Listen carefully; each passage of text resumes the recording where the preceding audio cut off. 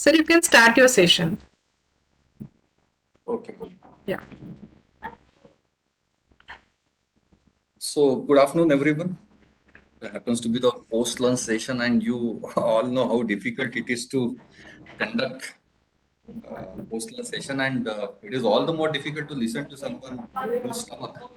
But still, the show must go on. You just have attended one of the great sessions of Deb ma'am, and now I'm requested to carry the things further to emotional intelligence. So for next 90 minutes or so, we'll be having discussions on emotional intelligence, and it is a buzzword these days, you can say. So बहुत ही relevant सा concept है, जानने की कोशिश करेंगे, थोड़ा comprehensive सी चीजें हैं, पर I'll just try to put the things in nutshell, बस capsule form में discussion करने की कोशिश करेंगे। इमोशनल इंटेलिजेंस यानी क्या, डिस्कशंस क्यों कर रहे हैं, ये हम लोगों को मालूम होना क्यों जरूरी है, किस तरीके से ये हमारी लाइफ को इन्फ्लुएंस कर सकता है, करियर को इन्फ्लुएंस कर सकता है, the people around you can get influence if you could know the concept of emotional intelligence. तो ऐसी कुछ मीनिंगफुल चर्चा करने की कोशिश करेंगे। So now I am getting into my core discussions. मेरे ख्याल से आप सबने इमोशनल इंटेलिजेंस के बारे में इससे पहले सुना होगा और चर्चा हुई होगी। ये कंसेप्ट नया तो फॉर श्योर नहीं है। ये concept it is in existence for quite a longer period of time. India में कहते हैं लोग कि ये नया है, पर वैसा तो मुझे नहीं लगता कि, because I heard about this particular concept for the first time way back about 15-20 years or so in India only. And these days we people have been coming across this particular concept quite often, and rather we might have attended some sessions or workshops on emotional intelligence here before. But honestly, I am not a psychologist, and this particular concept belongs to psychology discipline. It has got its origin in psychology. और फिर भी मैं इसके ऊपर बात करने की कोशिश कर रहा हूँ। ये ना एक पर्सनालिटी का ट्रेट माना जा सकता है, एक पर्सनालिटी की कैरेक्टरिस्टिक मानी जाती है emotional intelligence. And I'm working as a training and placement in charge with Department of Business Management for last 20 years or so. And I'm engaging sessions on soft skills and personality grooming and all. So उसी context में I had a confrontation with this particular concept, and I got in fancy with this particular concept. I started reading on this, and slowly I found this particular concept very interesting and important as well. तो थोड़ा सा पढ़ लिया, ज़्यादा समझ लिया, relate करने की कोशिश की, और फिर कुछ सेशंस लिए इसके ऊपर, कुछ राइटिंग की है इसके ऊपर। तो इसलिए शायद मुझे बुलाया गया है ये टॉपिक के ऊपर कुछ बात करने के लिए आपसे। तो थोड़ा कंसेप्ट समझने की कोशिश करते हैं इमोशनल इंटेलिजेंस यानी क्या। ठीक है, एक रियल ब्रेक थ्रू जिसको हम लोग बोल सकते हैं, वो 1978 में आया इमोशनल इंटेलिजेंस के सेंस में। एक ग्रेट मैथमेटिशियन थे, टेड नाम था इनका, और गोडबोले सर की एक किताब है, उसमें इसका उल्लेख मुझे दिखा। किताब मैंने 2-3 बार पढ़ी, बहुत अच्छी किताब है। मनात नावाचं पुस्तक आहे, मराठीत आहे। अच्युत गोडबोले सर सायकोलॉजिस्ट आहेत आणि चांगलं लिखाण केलं त्यांनी सायकोलॉजीमध्ये। तर mean while I came across this particular book, and I read through this particular book, and I like it. उसमें ये किस्सा बताया गया है। उसमें मैथमेटिशियन टेड थे जो बहुत ज़्यादा फेमस थे, पॉपुलर थे उनकी इंटेलेक्चुअल नॉलेज के लिए। और 78 में कुछ ऐसी घटना हुई कि टेड साहब की से रिलेटेड एक न्यूज़ आई, जो न्यूज़पेपर में बड़े अक्षरों में पब्लिश हुई थी, एंड न्यूज़ वाज दैट कि Ted sir got involve in some serious crime.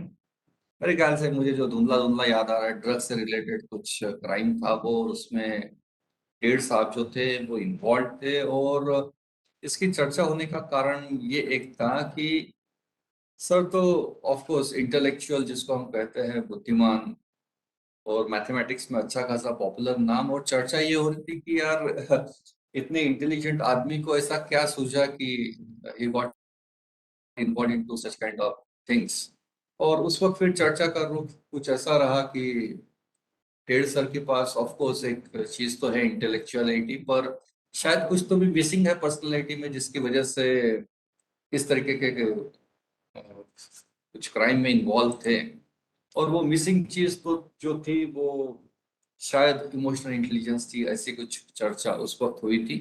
और उस वक्त फिर इमोशनल इंटेलिजेंस की जो लेके सीरियसनेस जो है डिस्कशन में, वो मैंने देखा। और वो भी ऑफकोर्स बुलबुल सर ने उसका मेंशन भी किया हुआ है कि इस घटना ने इमोशनल इंटेलिजेंस को और भी ज्यादा पॉपुलराइज कर दिया, या इसके ऊपर चर्चा होना सीरियस लेवल पे शुरू हो गया। वर्ल्ड के फिलोसोफर थिंकर्स इन्होंने अपने व्यूज पुट अप किए थे इस पर्टिकुलर घटना को लेके, और उसका पूरा रुख जा रहा था इमोशनल इंटेलिजेंस की चर्चा की तरफ। तो देखते हैं कंसेप्ट क्या है। इनका नाम आप नोट करके रख सकते हैं आपकी स्क्रीन पे, राइट इन द सेंटर जो दिख रहा है, ये डेनियल गोलमन साहब है जिन्होंने इस कंसेप्ट को पॉपुलराइज किया है। आप देख रहे हैं डेनियल साहब ने दो किताबें लिखी है इमोशनल इंटेलिजेंस पे। लेफ्ट हैंड साइड पे ये जो किताब दिख रही है आपको, emotional intelligence why it can matter more than IQ, ये 1995 में ये किताब लिखी गई।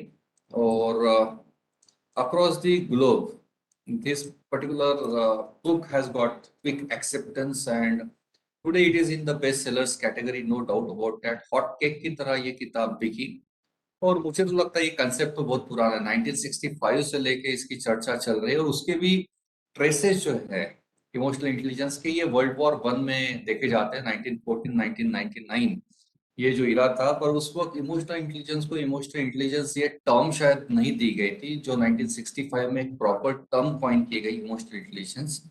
और इसको पॉपुलराइज करने का क्रेडिट जो है ये गोलमन सर को जाता है। And the reason, of course, the first book written by Goldman Sir, that is Emotional Intelligence, why it can matter more than IQ।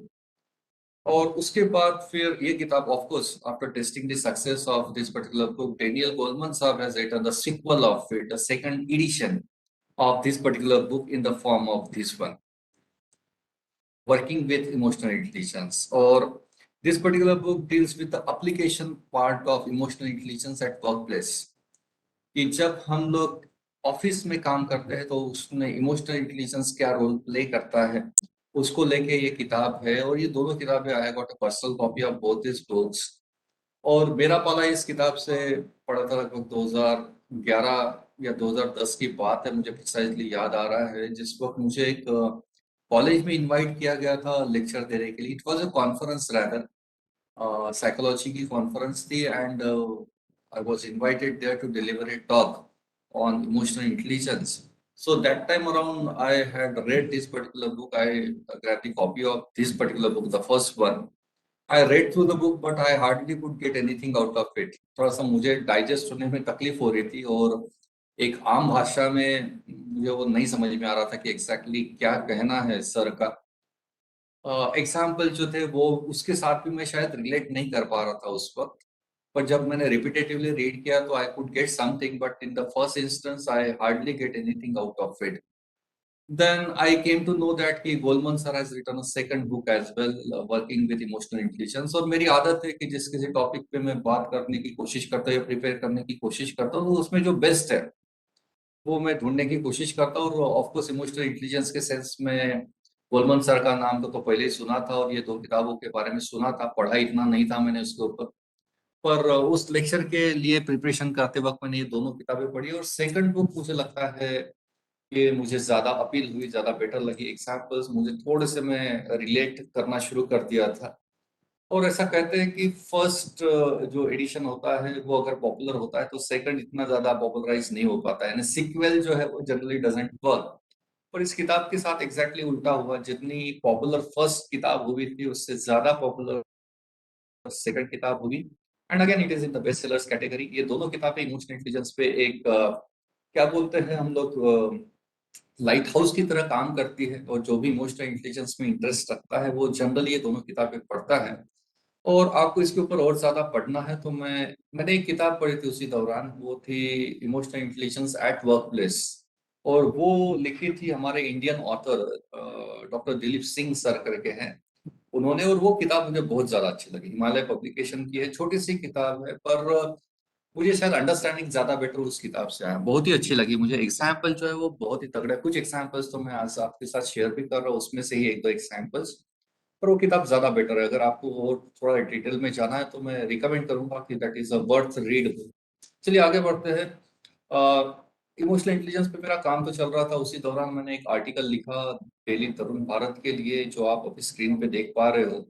ये 2013 में मैंने आर्टिकल लिखा था, और आर्टिकल तो मैं लिखते ही आ रहा हूँ, इससे पहले भी मेरे कुछ आर्टिकल्स पब्लिश हुए थे।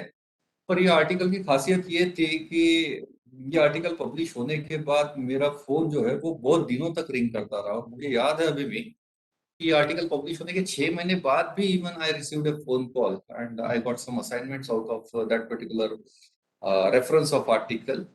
और इस पर्टिकुलर आर्टिकल में मैंने थोड़ा सा एक आम आदमी को समझ में आए ऐसे भाषा में इमोशनल इंटेलिजेंस को प्रेजेंट करने की कोशिश की थी। आप भी जैसे रीड कर पा रहे हो, पहले 2-3 लाइन कौन बनेगा करोड़पति के कुछ एग्जांपल्स, बहुत सारे एग्जांपल्स मैंने ये आर्टिकल में दिए थे। और जो रीडर्स ने उनको शायद ये कंसेप्ट समझ में आया, इसका इम्पोर्टेंस समझ में आया, और मुझे बहुत सारे फोन कॉल्स आए थे और मैंने वो अटेंड किया हैप्पीली। और उसमें से जो इंटरेक्शन हुए मेरे मेरे रीडर्स के साथ, तो वो भी मेरे लिए एक बहुत ही अच्छा लर्निंग एक्सपीरियंस रहा। लोगों ने अपने अनुभव भी बताए, जो मैं अभी आज के सेशन में थोड़े बहुत शेयर भी करूंगा आपके साथ।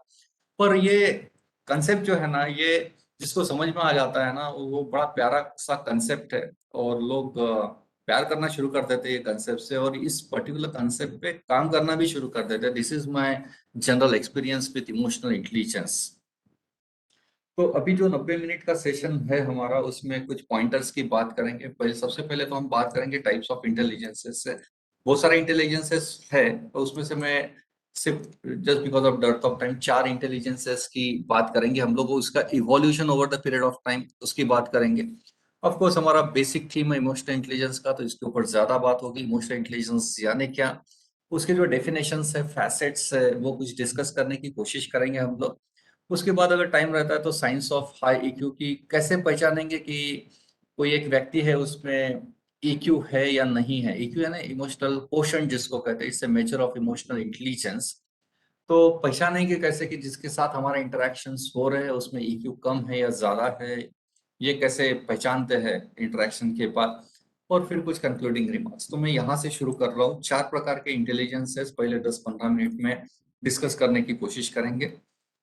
ये जर्नी शुरू होती है जब भी हम लोग इंटेलिजेंसेस की बात करते हैं, तो of course first and foremost is the intelligence quotient, जिसको हम आईक्यू लेवल कहते हैं, and it is the most primitive one, you can से ओल्डेस्ट वन, जो 1905 में ये ऑफिशियल टर्म कॉइन की गई थी। और आपको भी मालूम है आईक्यू का मतलब, जिसको हम इंटेलिजेंस क्वोशंट कहते हैं, कि एक पर्टिकुलर व्यक्ति कितना होशियार है, उसके बुद्धिमत्ता का प्रमाण हम लोग जनरली इंटेलिजेंस क्वोशंट मानते हैं। और हम सब ने इसके बारे में सुना है, और इसके बारे में अच्छी खासी चर्चा भी होती रहती है और डिबेट्स होते रहते हैं न्यूज़पेपर, इंटरनेट के ऊपर। इसके ऊपर बहुत सारी इंफॉर्मेशन अवेलेबल भी है, और कहीं ना कहीं तो हमारा कन्फ्रंटेशन ये पर्टिकुलर टर्म के साथ हुआ भी है। अभी बात करते हैं कॉमन आदमी के भाषा में आईक्यू यानी क्या। तो आईक्यू को हार्ड स्किल्स भी माना जाता है बहुत बार। देखिए, कोई भी व्यक्ति हो उसमें दो स्किल सेट तो बहुत सारे हो सकते हैं, पर अभी जो कॉन्टेक्स्ट चर्चा का है उसमें मुझे लगता है स्किल सेट जो है ह्यूमन बीइंग के, वो 2 प्रकार के होते हैं, जो सभी व्यक्ति में कम ज्यादा मात्रा में होते ही हैं। एक होते हैं हार्ड स्किल्स और दूसरे होते हैं सॉफ्ट स्किल्स। और सॉफ्ट स्किल्स के बारे में तो बहुत सारी चर्चा आए दिन होती ही रहती है, और ये टर्म तो पिछले 15-20 सालों में तो इतनी ज्यादा यूज की गई है, और इसके ऊपर इतना सारा काम हुआ है। स्टूडेंट्स में हमारे सॉफ्ट स्किल्स होनी चाहिए, इसको लेके वर्कशॉप्स, गेस्ट लेक्चर्स, और क्या क्या नहीं हो रहा है आज की डेट में। न्यूज़पेपर में आर्टिकल्स पब्लिश हो रहे हैं सॉफ्ट स्किल्स को लेके। पर हार्ड स्किल्स को लेके चर्चा थोड़ी सी कम होते हुए दिख रही है, और बहुत सारे लोगों को ये टर्म भी बहुत बार मालूम नहीं होती है। हार्ड स्किल का मतलब है these are the skills which are tangible one. और हार्ड स्किल ऐसी स्किल्स है कि जिसका प्रमाण आप दे सकते हो कि आपके पास ये स्किल्स है। जैसे आपने कोई एक फॉर्मल एजुकेशन लिया है, या फॉर्मल एक एजुकेशनल प्रोग्राम अटेंड किया है। जैसे सपोज हम लोग कोई स्कूल या फिर कॉलेज लेवल पे कोई कोर्स कंप्लीट करते हैं, जैसे बीए, बीकॉम, बीएससी। ये जो कोर्सेस है ये हम कंप्लीट करते हैं, ऑफिशियली एडमिशन लेते हैं हम लोग, क्लासेस अटेंड करते हैं। उसके बाद एक फॉर्मल एग्जाम होती है यूनिवर्सिटी की तरफ से, वो एग्जाम को हमको क्रैक करना होता है। वो हमने एग्जाम क्रैक की है, पास की है, उसके सर्टिफिकेट्स हमारे पास होते हैं। इसके एविडेंसेस हम दे सकते हैं कि ये स्किल्स हमारे पास है। तो बेसिकली हार्ड स्किल्स में तीन चीजें आती है जिसको EES कहा जाता है। The first is stands for the formal education you have gone through since your early childhood you can से।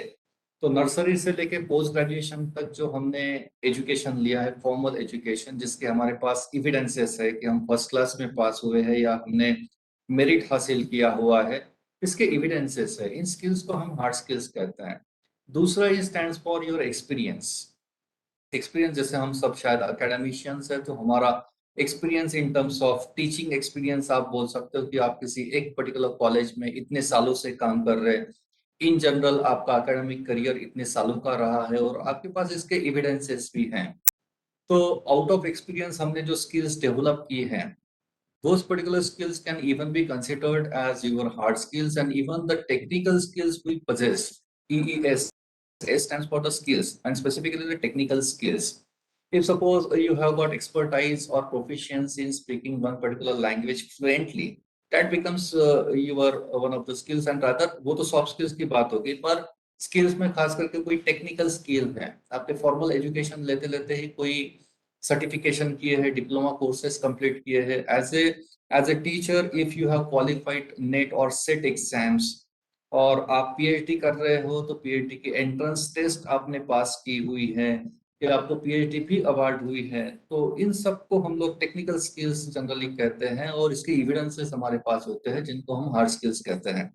On the other hand, we have got a separate basket of skills that is called as soft skills, and of course, these are intangible skills.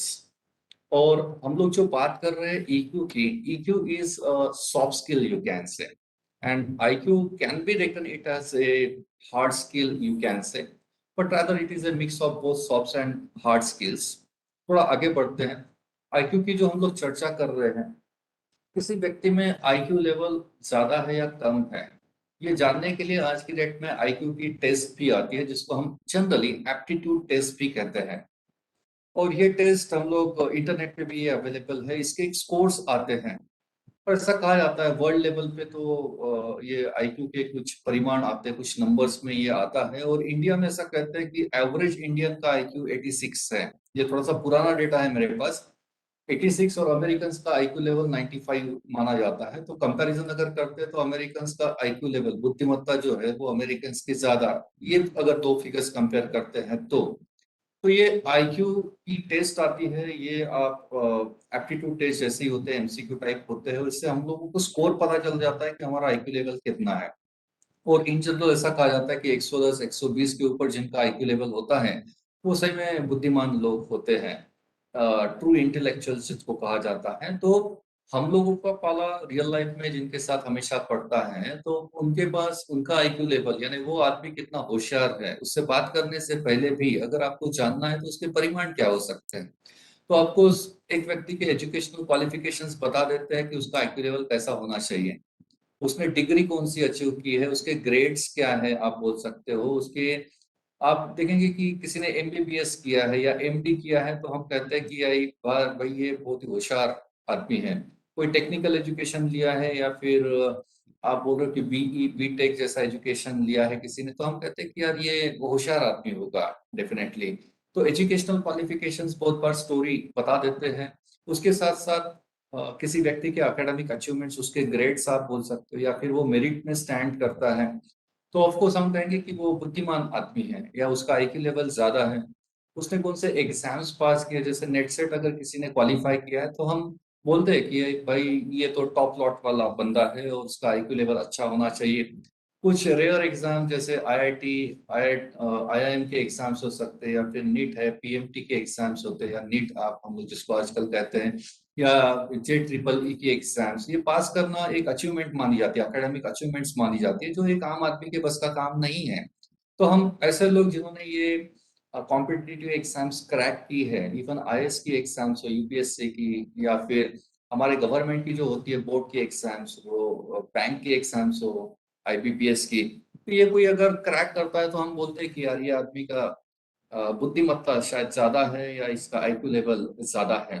तो हमारा IQ level, हम कौन से exams crack करते हैं, हमारे marks या ग्रेड्स कैसे आते हैं, सीजीपीएस की बात होती है, या फिर हम कौन से इंस्टीट्यूशन से हम लोगों ने कोई डिग्री अक्वायर की है।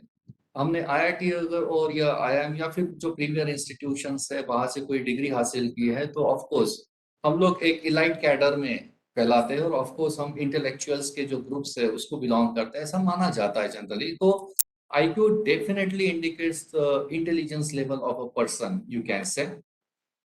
तो IQ अगर सॉफ्ट स्किल के सेंस में अगर हम देखते हैं, तो IQ is basically indicates your analytical power या your logic या फिर your rational, you can say।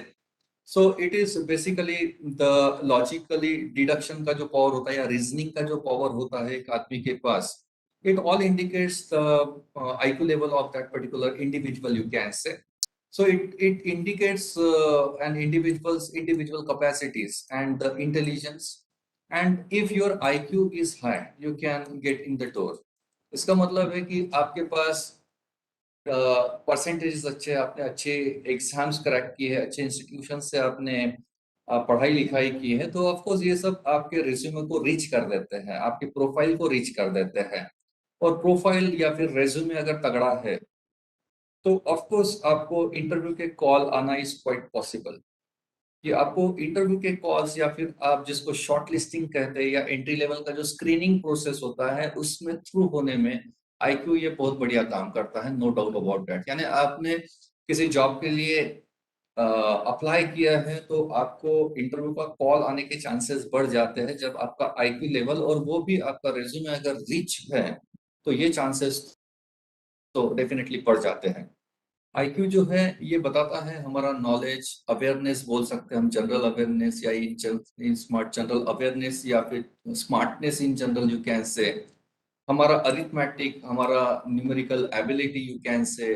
Then हमारी memory, how quickly we can memorise the thing, and at the same time how quickly we can recall the things at the time when it is required. कि हम लोग knowledge तो है ना, किताब तो बहुत सारा पढ़ते हैं, आज भी आप रिफ्रेशर कोर्सेज कर रहे हो और इसमें आप दिन में 2 या 3 सेशंस कर भी रहे हो, तो इसमें से आपको कितना याद रहता है और वो याद रहा हुआ आपको उचित समय पे उसमें से कितनी सारी चीजें क्विकली आप रिकॉल कर पाते हो।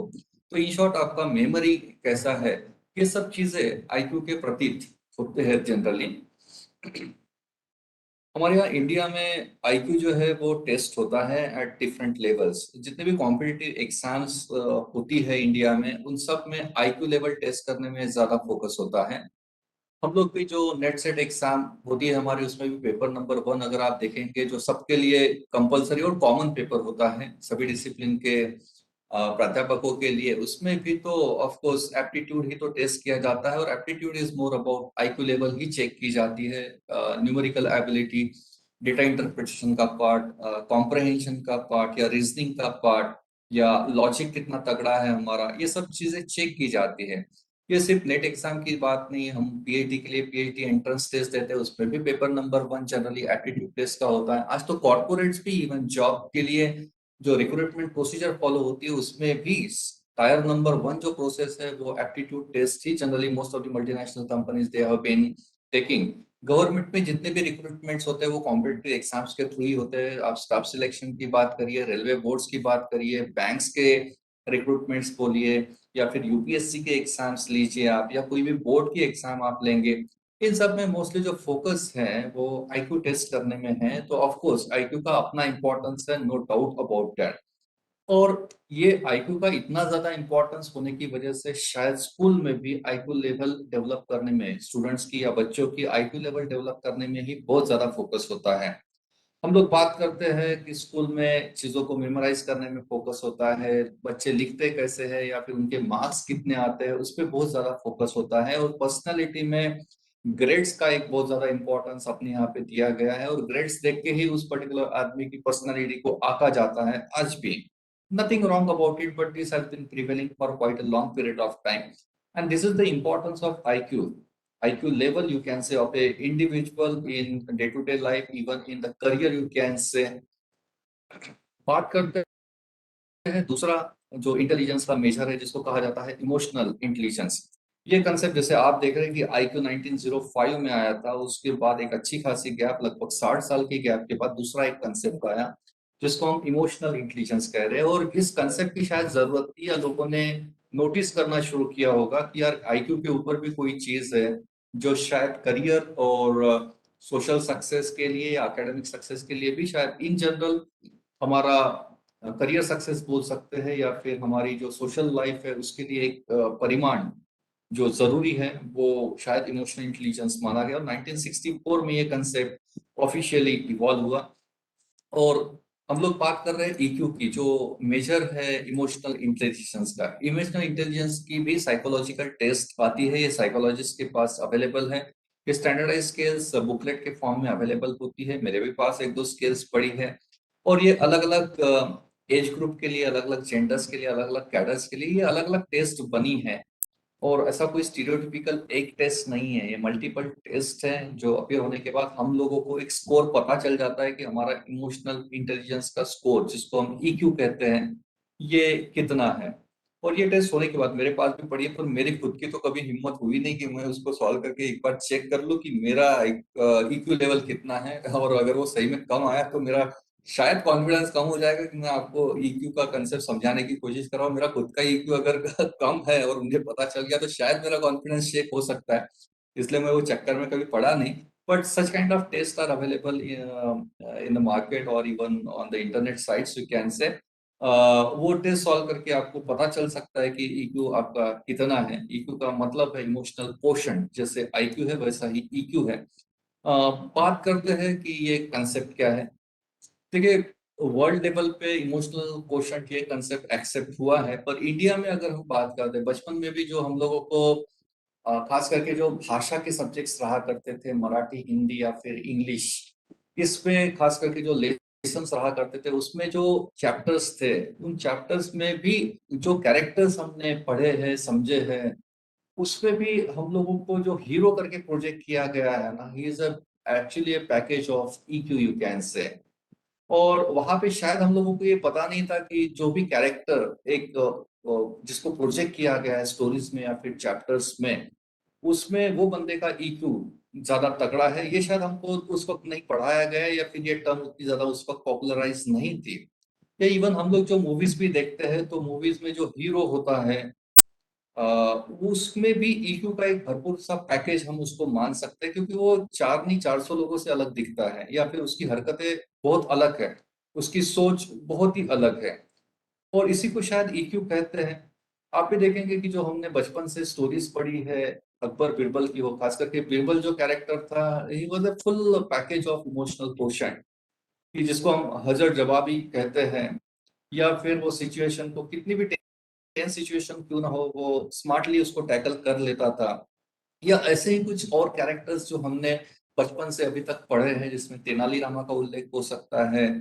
और भी बहुत सारे स्टोरी में कैरेक्टर्स हमने पढ़े हैं, और जिसमें खास करके हीरो को जिस तरीके से प्रोजेक्ट किया गया है, और ये हीरोज जो है इनका परसेंटेज वगैरह तो कभी लिखा नहीं था ना लेसन्स में। उनको जो जिस तरीके से वो सिचुएशन को टैकल करते हैं वही हम समझे है कि यार ये बंदे ने करके दिखाई है चीज।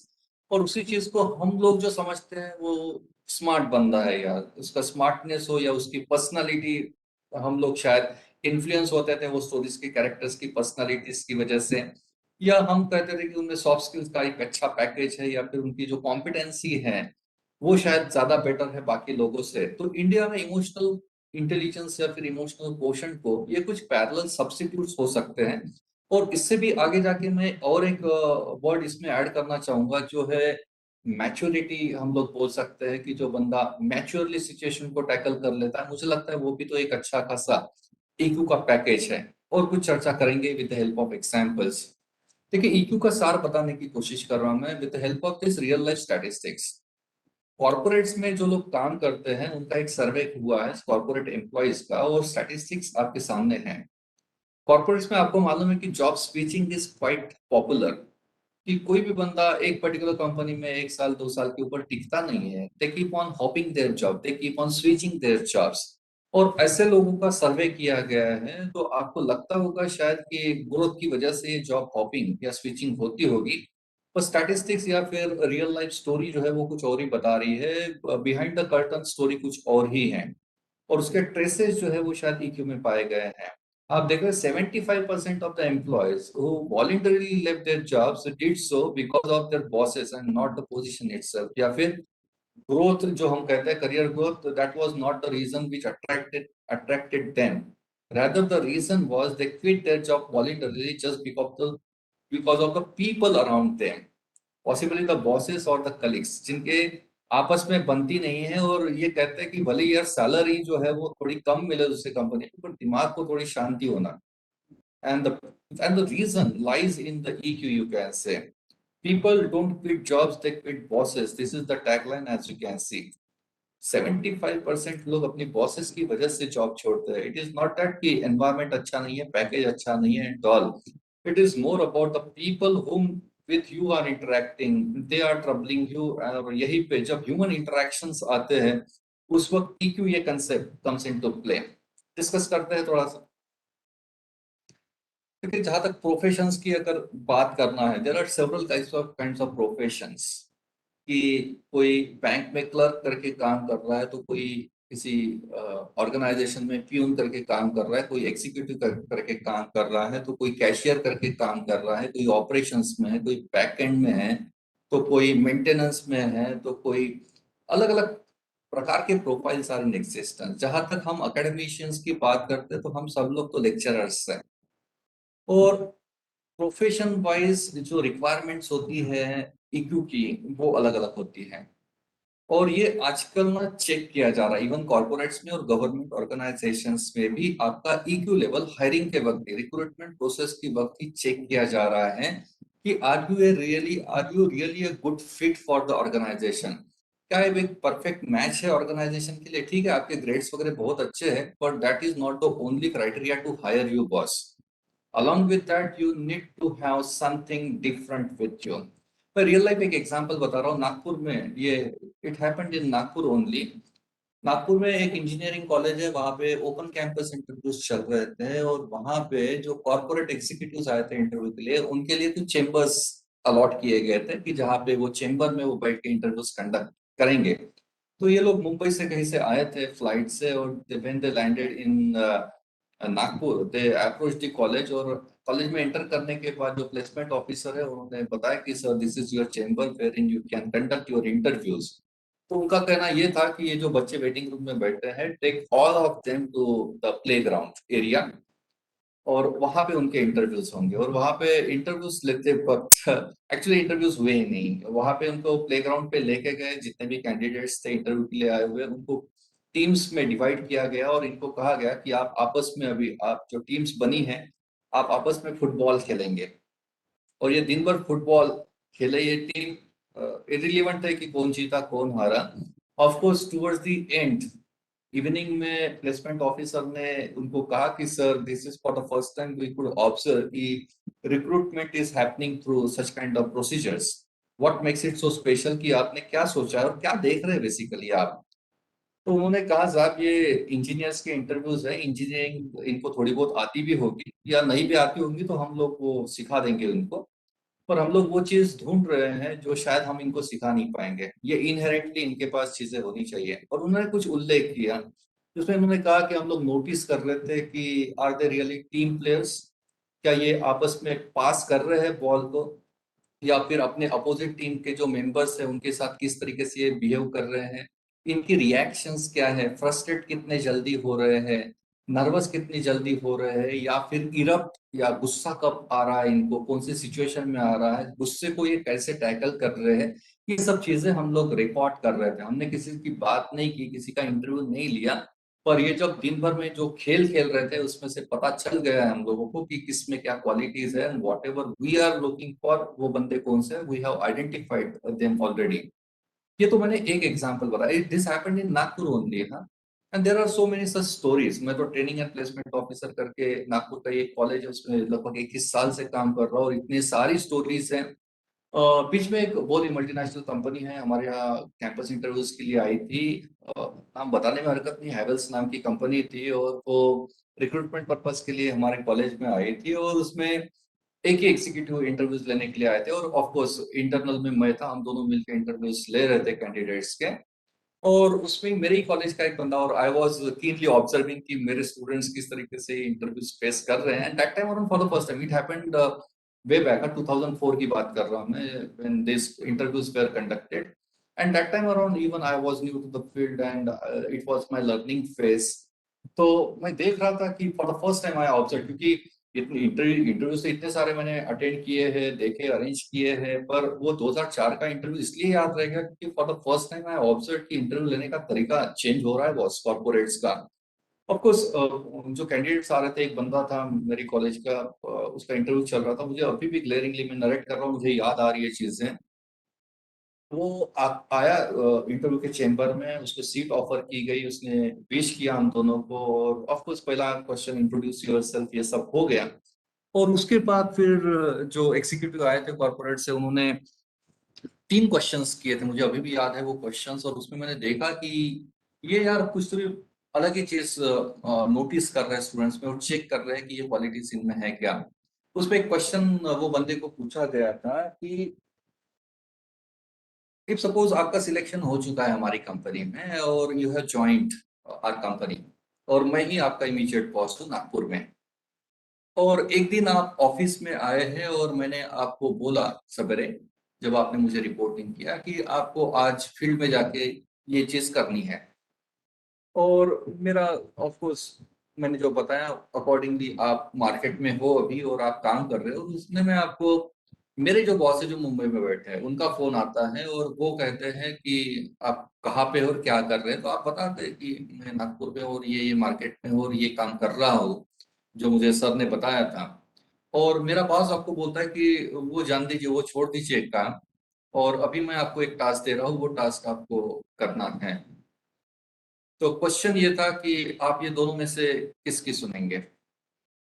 तो वो जो मेरा स्टूडेंट था, उसने एक पल भर के लिए पॉज लिया, सोचा, और उसका आंसर था कि सर मैं तो उसकी सुनूंगा जो ऑर्गेनाइजेशन के बेस्ट इंटरेस्ट में बात कर रहा है। एंड इवन मैं भी इंटरव्यू पैनल में बैठा था, आई वाज सो अगास्ट कि मेरे स्टूडेंट्स इतने ज्यादा स्मार्ट है बॉस। और वहां पे ऑफ कोर्स ये ऐसी सिचुएशंस हमारे रियल लाइफ में कितनी सारी आती है, आप इस सिचुएशंस को कैसे टैकल कर सकते हो, और ऐसे ट्रिकी सिचुएशंस को आप मैनेज कर पाते हो क्या, ये देखने का जो एक स्किल है, that is what is called as your EQ. और ये क्वेश्चन से मुझे पता चला कि corporates are not only looking at the grades of the students, और कहीं भी मैं तो देखा यार कि क्वेश्चन है ये ऐसे देखे ही नहीं मैं कि आपको कितने परसेंट थे, आपने कितने अटेम्प्ट लगाए एमबीए करने में एंड ऑल। क्वेश्चंस वेयर बहुत ही अलग लेवल के, और जो प्रैक्टिकल चीजें हम जिसको कहते हैं ना, वो सब। उसी बंदे को दूसरा क्वेश्चन पूछा गया, द इवन वो भी जो एग्जीक्यूटिव थे वो भी मेरे तरफ देख के उन्होंने स्माइल दिया कि यार स्मार्टली आंसर दिया है बंदे ने।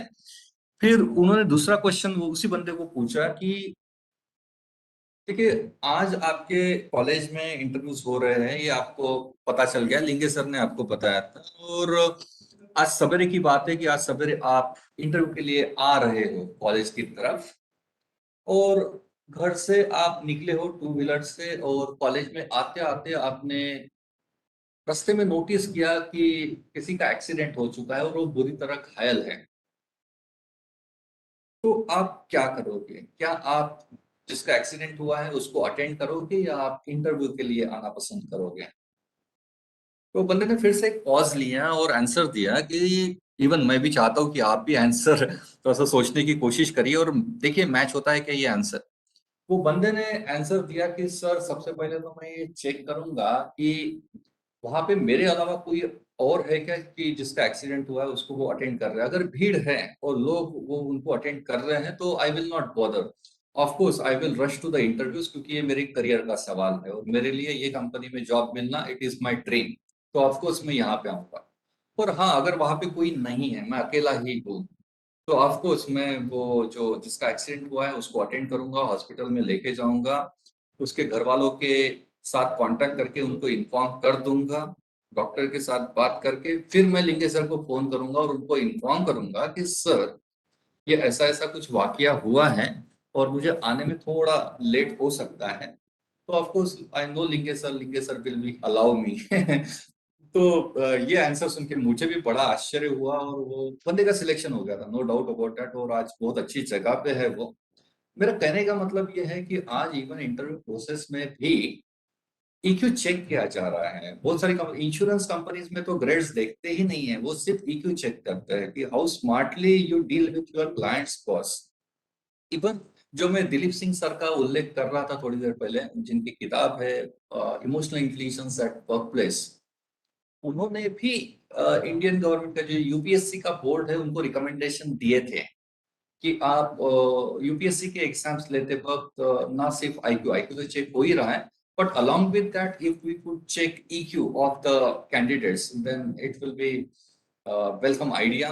और मेरे ख्याल से वो इम्प्लीमेंट भी हो चुकी है आइडिया, और आज यूपीएससी के एग्जाम्स में और इंटरव्यूज में खास करके ईक्यू लेवल चेक किया जा रहा है। जैसे मैं बता रहा था कि अलग अलग प्रोफेशंस में अलग अलग ईक्यू की लेवल होना जरूरी होता है। यहाँ पे बॉटम लाइन ये है कि जहां कहीं भी एम्प्लॉयज का इंटरेक्शन डायरेक्टली पब्लिक के साथ होता है, ऐसे लोगों में ईक्यू ज्यादा होना जरूरी है रादर देन आईक्यू। अभी ये ऐसे कौन से प्रोफाइल्स है, आप देखेंगे बैंक में जो काउंटर पे जो लोग बैठते हैं, जो एम्प्लॉयज बैठते हैं, जिनका आए दिन पब्लिक के साथ, अलग अलग लोगों के साथ, अलग अलग कस्टमर्स के साथ रोज ही पाला पड़ता है, और वो ऑफ कोर्स अब इरिटेट तो होना ही है, इतने सारे भीड़ एंड इतना सारा काम का प्रेशर एंड ऑल। तो उस वक्त वो बंदे में उसके मार्क्स मुझे नहीं लगता बहुत ज्यादा काम में आएंगे कि आप लोगों को कैसे टैकल करेंगे, अपने कस्टमर्स को कैसे टैकल करोगे। उसके लिए एक चीज लगती है, वो शायद ईक्यू ही है। बॉटम लाइन यहाँ पे ये है कि जहां कहीं भी आपका पब्लिक इंटरफेस आता है जॉब में, उस वक्त वो एम्प्लॉयज में ईक्यू लेवल ही ज्यादा होना अपेक्षित है, और वो ईक्यू लेवल ही ज्यादातर चेक करते हैं। जहां तक बैकएंड के जॉब का सवाल है, कि जहां पे आपका बहुत कम लोगों को उसके साथ पाला पड़ने वाला है, क्योंकि आप बैकएंड में काम कर रहे हो, प्रोसेसिंग में हो, डॉक्यूमेंटेशन में हो, जहां से लोगों से बहुत कम पाला पड़ने वाला है, तो उस वक्त आप में ईक्यू बहुत ज्यादा नहीं है तो भी चल जाता है। तो ईक्यू ना प्रोफेशन वाइज इसकी जो रिक्वायरमेंट है लेवल की, ये अलग अलग हो सकती है। हम जैसे प्राध्यापकों की अगर बात करते हैं तो आपको भी मालूम होगा कि हम लोगों को स्टूडेंट्स के साथ इंटरेक्ट करना होता है। डेली क्लासरूम लेक्चर्स जो होते हैं हमारे, उसमें हम लोगों को स्टूडेंट्स को टैकल करना ही होता है। और आपको ही मालूम है स्टूडेंट अलग अलग प्रकार के होते हैं, उसमें कुछ सिंसियर स्टूडेंट्स होते हैं, कुछ बदमाश भी होते हैं, कुछ ऐसे होते हैं कि जो कुछ भी बात नहीं करते हैं। अलग अलग प्रकार के स्टूडेंट्स को हम लोगों को मैनेज करना होता है, उनके पेरेंट्स को मैनेज करना होता है। तो उस वक्त ऑफकोर्स ऐसा भी कहते हैं कि ईक्यू का लेवल प्राध्यापक लोगों में भी अच्छा खासा होना जरूरी है। If you really wish to emerge as a good professor, it is not only the subject knowledge will make you a good teacher. Along with that, if you could develop EQ, so of course you may emerge. There are very chances that you may emerge as a good teacher. तो जहां पे भी human interface involve होता है या public interaction involve होती है, वहां पे जो बंदा लोगों को मैनेज करने की कोशिश कर रहा है, ऐसे प्रोफेशंस में ईक्यू लेवल ज्यादा होना अपेक्षित है। आप देखेंगे आईटी में बहुत सारे लोग काम कर रहे हैं, और आईटी में तो आपको 8 घंटे की शिफ्ट है, और 8 घंटा आपको पूरा कंप्यूटर के सामने बैठना है और कीबोर्ड पे काम करना है। उसमें इंटरेक्शंस बहुत कम हो रहे हैं, आपको डेटा एंट्री एंड ऑल ये सब ऑपरेशंस है, प्रोग्रामिंग है, तो इसमें ह्यूमन इंटरेक्शंस में बहुत ज्यादा स्कोप नहीं है। तो उस वक्त इक्यू लेवल कम रहती है तो भी चल जाता है। पर जहां कहीं भी जैसे एमएसएबी में कोई काम कर रहा है या फिर गवर्नमेंट की ऑर्गेनाइजेशन में कोई काम कर रहा है, जहाँ पे आए दिन आपको अलग अलग लोगों को फेस करना होता है, ऐसी जगह पे इक्यू की रिक्वायरमेंट थोड़ी ज्यादा लगती है। मैं थोड़े डिस्कशंस को आगे लेके जा रहा हूँ ईक्यू को लेके ही। हम 4 इंटेलिजेंसेस की बात कर रहे हैं, आईक्यू हो चुका है, ईक्यू पे चर्चा शुरू है हमारी, और थोड़े से इसके जो फैसेट्स है ईक्यू को लेके वो अनफोल्ड करने की भी कोशिश कर रहे हैं। I am taking the discussions further. आपने भी रियल लाइफ में देखा होगा कि जो बच्चा क्लासरूम में बहुत बेहतर करता है, ओके, जो बच्चे क्लासरूम में बहुत बेहतर करते हैं, उनके मार्क्स अच्छे हैं, उनके ग्रेड्स अच्छे हैं, पर फिर भी ऐसे बच्चे बड़े होके सक्सेसफुल होते हुए दिखते नहीं है। करियर में हो या इन जनरल आपका सोशल सक्सेस बोल सकते हो, ये दिखता नहीं है। अभी हाल ही में मैंने कोविड के वक्त की बात है, क्योंकि कोविड के वक्त बहुत सारी चर्चा चर्चा के लिए टाइम ही टाइम था ना सबके पास। तो ये एक चर्चा ये हो रही थी, मैंने पढ़ा भी था न्यूज़पेपर में कि 10वीं के रिजल्ट्स लगे थे और उस वक़्त आपको भी मालूम है कि इनको जो मेरिट स्टूडेंट्स होते हैं, इनको पूछा जाता है कि आपको बड़ा होने के बाद क्या करना है, क्या बनना है? तो कोई बोलता है मुझे साइंटिस्ट बनना है, कोई बोलता है मुझे आईएएस ऑफिसर बनना है, कोई बोलता है मुझे डॉक्टर बनना है एंड ऑल। ये सब इंटरव्यूज आते हैं और ये पेपर में बड़े अक्षरों में पब्लिश भी होता है कि नंबर 1 मेरिट ये डॉक्टर बनना चाहता है। तो एक बंदा था जो मैंने आर्टिकल पढ़ा था, जिसने ये आर्टिकल लिखा था, वो बंदे का कहना ये था और उसने स्टडी भी ये किया था। उसका कहना ये था कि ये इंटरव्यूज देते वक्त ये बोलते तो है पर सही में आगे जाके इनका क्या होता है। 10वीं में मेरिट आने के बाद वो अगर बोल रहा है मुझे साइंटिस्ट बनना है, तो क्या वो सही में साइंटिस्ट बन पा रहा है क्या? या कोई अगर बोल रहा है कि मुझे डॉक्टर बनना है, तो क्या सही में वो एक अच्छा डॉक्टर बन पा रहा है क्या? तो उसने कुछ केसेस वहां पे पुट अप की थी विद एग्जांपल्स, जो मुझे याद है धुंधली धुंधली अभी भी। उसका ये कहना ये था, हाँ उसमें से कुछ सक्सेसफुल तो हो जाते हैं, but in most of the cases जो मेरिटोरियस स्टूडेंट्स है रियल लाइफ में सक्सेसफुल होते हुए दिखते नहीं है। उसने कुछ बताए थे एग्जाम्पल्स कि उन्होंने जिनका स्टडी किया था। और एक जनरल कॉमन ऑब्जर्वेशन की भी अगर बात करते हैं, वो मेरिटोरियस स्टूडेंट्स छोड़ दीजिए, हमारी कांटेक्ट में जो लोग हैं या हमारे जो परिचित है जो 10वीं 12वीं में अच्छे ग्रेड्स लेके आए थे, करियर में वो कहाँ पे है, ये अगर थोड़ा सा डिस्ट्रिक्ट सर्वे भी करते हैं तो हमेशा ऐसा नहीं देखेगा कि जिसमें स्कूलिंग में अच्छे ग्रेड्स पाए हैं या फिर अच्छे मार्क्स जिसको मिले हैं वो सही में करियर में जाके अच्छा कर रहा है या उसका लाइफ पूरा सक्सेसफुल है या पीसफुल है। ऐसा जरूरी नहीं है। इसका मतलब साफ है, आईक्यू जिसकी बात हो रही थी, आपके अच्छे ग्रेड्स अच्छे मार्क्स उसकी वजह से आप सक्सेसफुल हो जाएंगे ऐसा तो नहीं है। और रियल लाइफ में ऐसे एग्जांपल्स दिखते भी हैं और इसके ऊपर चर्चा होना भी शुरू हो चुका है और लोग रिसर्च भी कर रहे हैं। पीएचडी के स्कॉलर्स मैंने देखा है, साइकोलॉजी में भी ऐसे रिसर्च हो रहे हैं, आईक्यू और ईक्यू का कनेक्शन क्या, रिलेशनशिप्स वगैरह की बात हो रही है आज की डेट में। पर तथ्य तो ये दिखता है, वो तो छोड़ दीजिए, वो तो टेक्निकल बातें हैं, पर इन जनरल हम लोग अगर ऑब्जर्व करते हैं हमारी आसपास की केसेस, हमारी जान पहचान की केसेस, तो you will convince that and you will agree with me that कि जो सही में क्लासरूम में बहुत बेहतर बेहतर कर रहे थे वो रियल लाइफ में बेहतर करते हुए दिखते नहीं। और रियल लाइफ में ऐसे केसेस ज्यादा देखने को मिलते हैं कि यार हम तो समझ रहे थे स्कूल में कि इसका जिंदगी में कुछ नहीं होने वाला, पर ये आज बहुत अच्छा कर रहा है। ऐसी केसेस शायद हम लोगों को बहुत ज्यादा देखने को मिलते हैं। इसका साफ सा मतलब ये है कि IQ is not only the measure which contributes in your success in life, maybe career success or in general success, you can say success in life। और डेनियल गोलमन साहब ने भी एक स्टैटिस्टिक्स इसके ऊपर पुट अप किया है। वो स्टोरी तो मैं बता रहा हूँ, पर आगे ये डिस्कशन को मैं और थोड़ा कंटिन्यू कर रहा हूँ। हम लोग सब हमारी खुद की ही केस ले लेते हैं। हम सब लोगों ने स्कूलिंग और कॉलेज ईयर्स किए हैं और अब मैं तो आप सबको कहूंगा कि पल भर के लिए आग बंद कर लीजिए और याद करने की कोशिश करिए कि स्कूल में खास करके जहां तक आपको याद आ रहा है, आप स्कूल में कौन से बेंचेस पे बैठते थे, कौन से बेंचेस आपने ऑक्यूपाई इन जनरल किए हैं स्कूल लाइफ में। याद करने की कोशिश करिए। और रादर मैं तो कह रहा हूँ कि पूरी की पूरी क्लासरूम भी धुंधली धुंधली अगर याद आ रही होगी, कुछ फेसेस याद आ रहे होंगे, तो याद करने की कोशिश करिए जो लोग फर्स्ट बेंचेस पे बैठते थे। और फर्स्ट बेंच आपको भी मालूम है कि ये होशियार लोगों का कैडर, जिनका आईक्यू लेवल बहुत अच्छा है और सही में बुद्धिमान थे। और ऐसे जनरली देखा जाता है कि फ्रंट बेंचेस ऑक्यूपाई करते, एटलीस्ट हमारे वक्त तो भी ऐसा था। और बैक बेंचेस ऐसा कहा जाता है कि मस्तीखोर और थोड़े से डम से ऐसे पिछले बेंचेस पे बैठे, हमारे जमाने में तो भी ऐसा कुछ था। तो आप अपने क्लासरूम को याद करने की कोशिश करिए और याद करने की कोशिश करिए कि आप कहाँ पे बैठते थे, फ्रंट या मिडल बेंचेस में या बैक बेंच पे। और उसी समय ये भी याद करने की कोशिश करिए कि हमारे क्लास के फ्रंट बेंचेस कौन थे और बैक बेंचेस कौन थे। और due credit goes to WhatsApp, आपके भी स्कूल के जो फ्रेंड्स हैं उनके व्हाट्सएप ग्रुप्स बने होंगे और वो आज आपके कांटेक्ट में भी होंगे। तो एक बार ये भी तो आप देख सकते हो ना कि जो बैक बेंचर्स थे वो आज क्या कर रहे हैं और कहाँ पे है और कितने सक्सेसफुल है। और at the same time even you can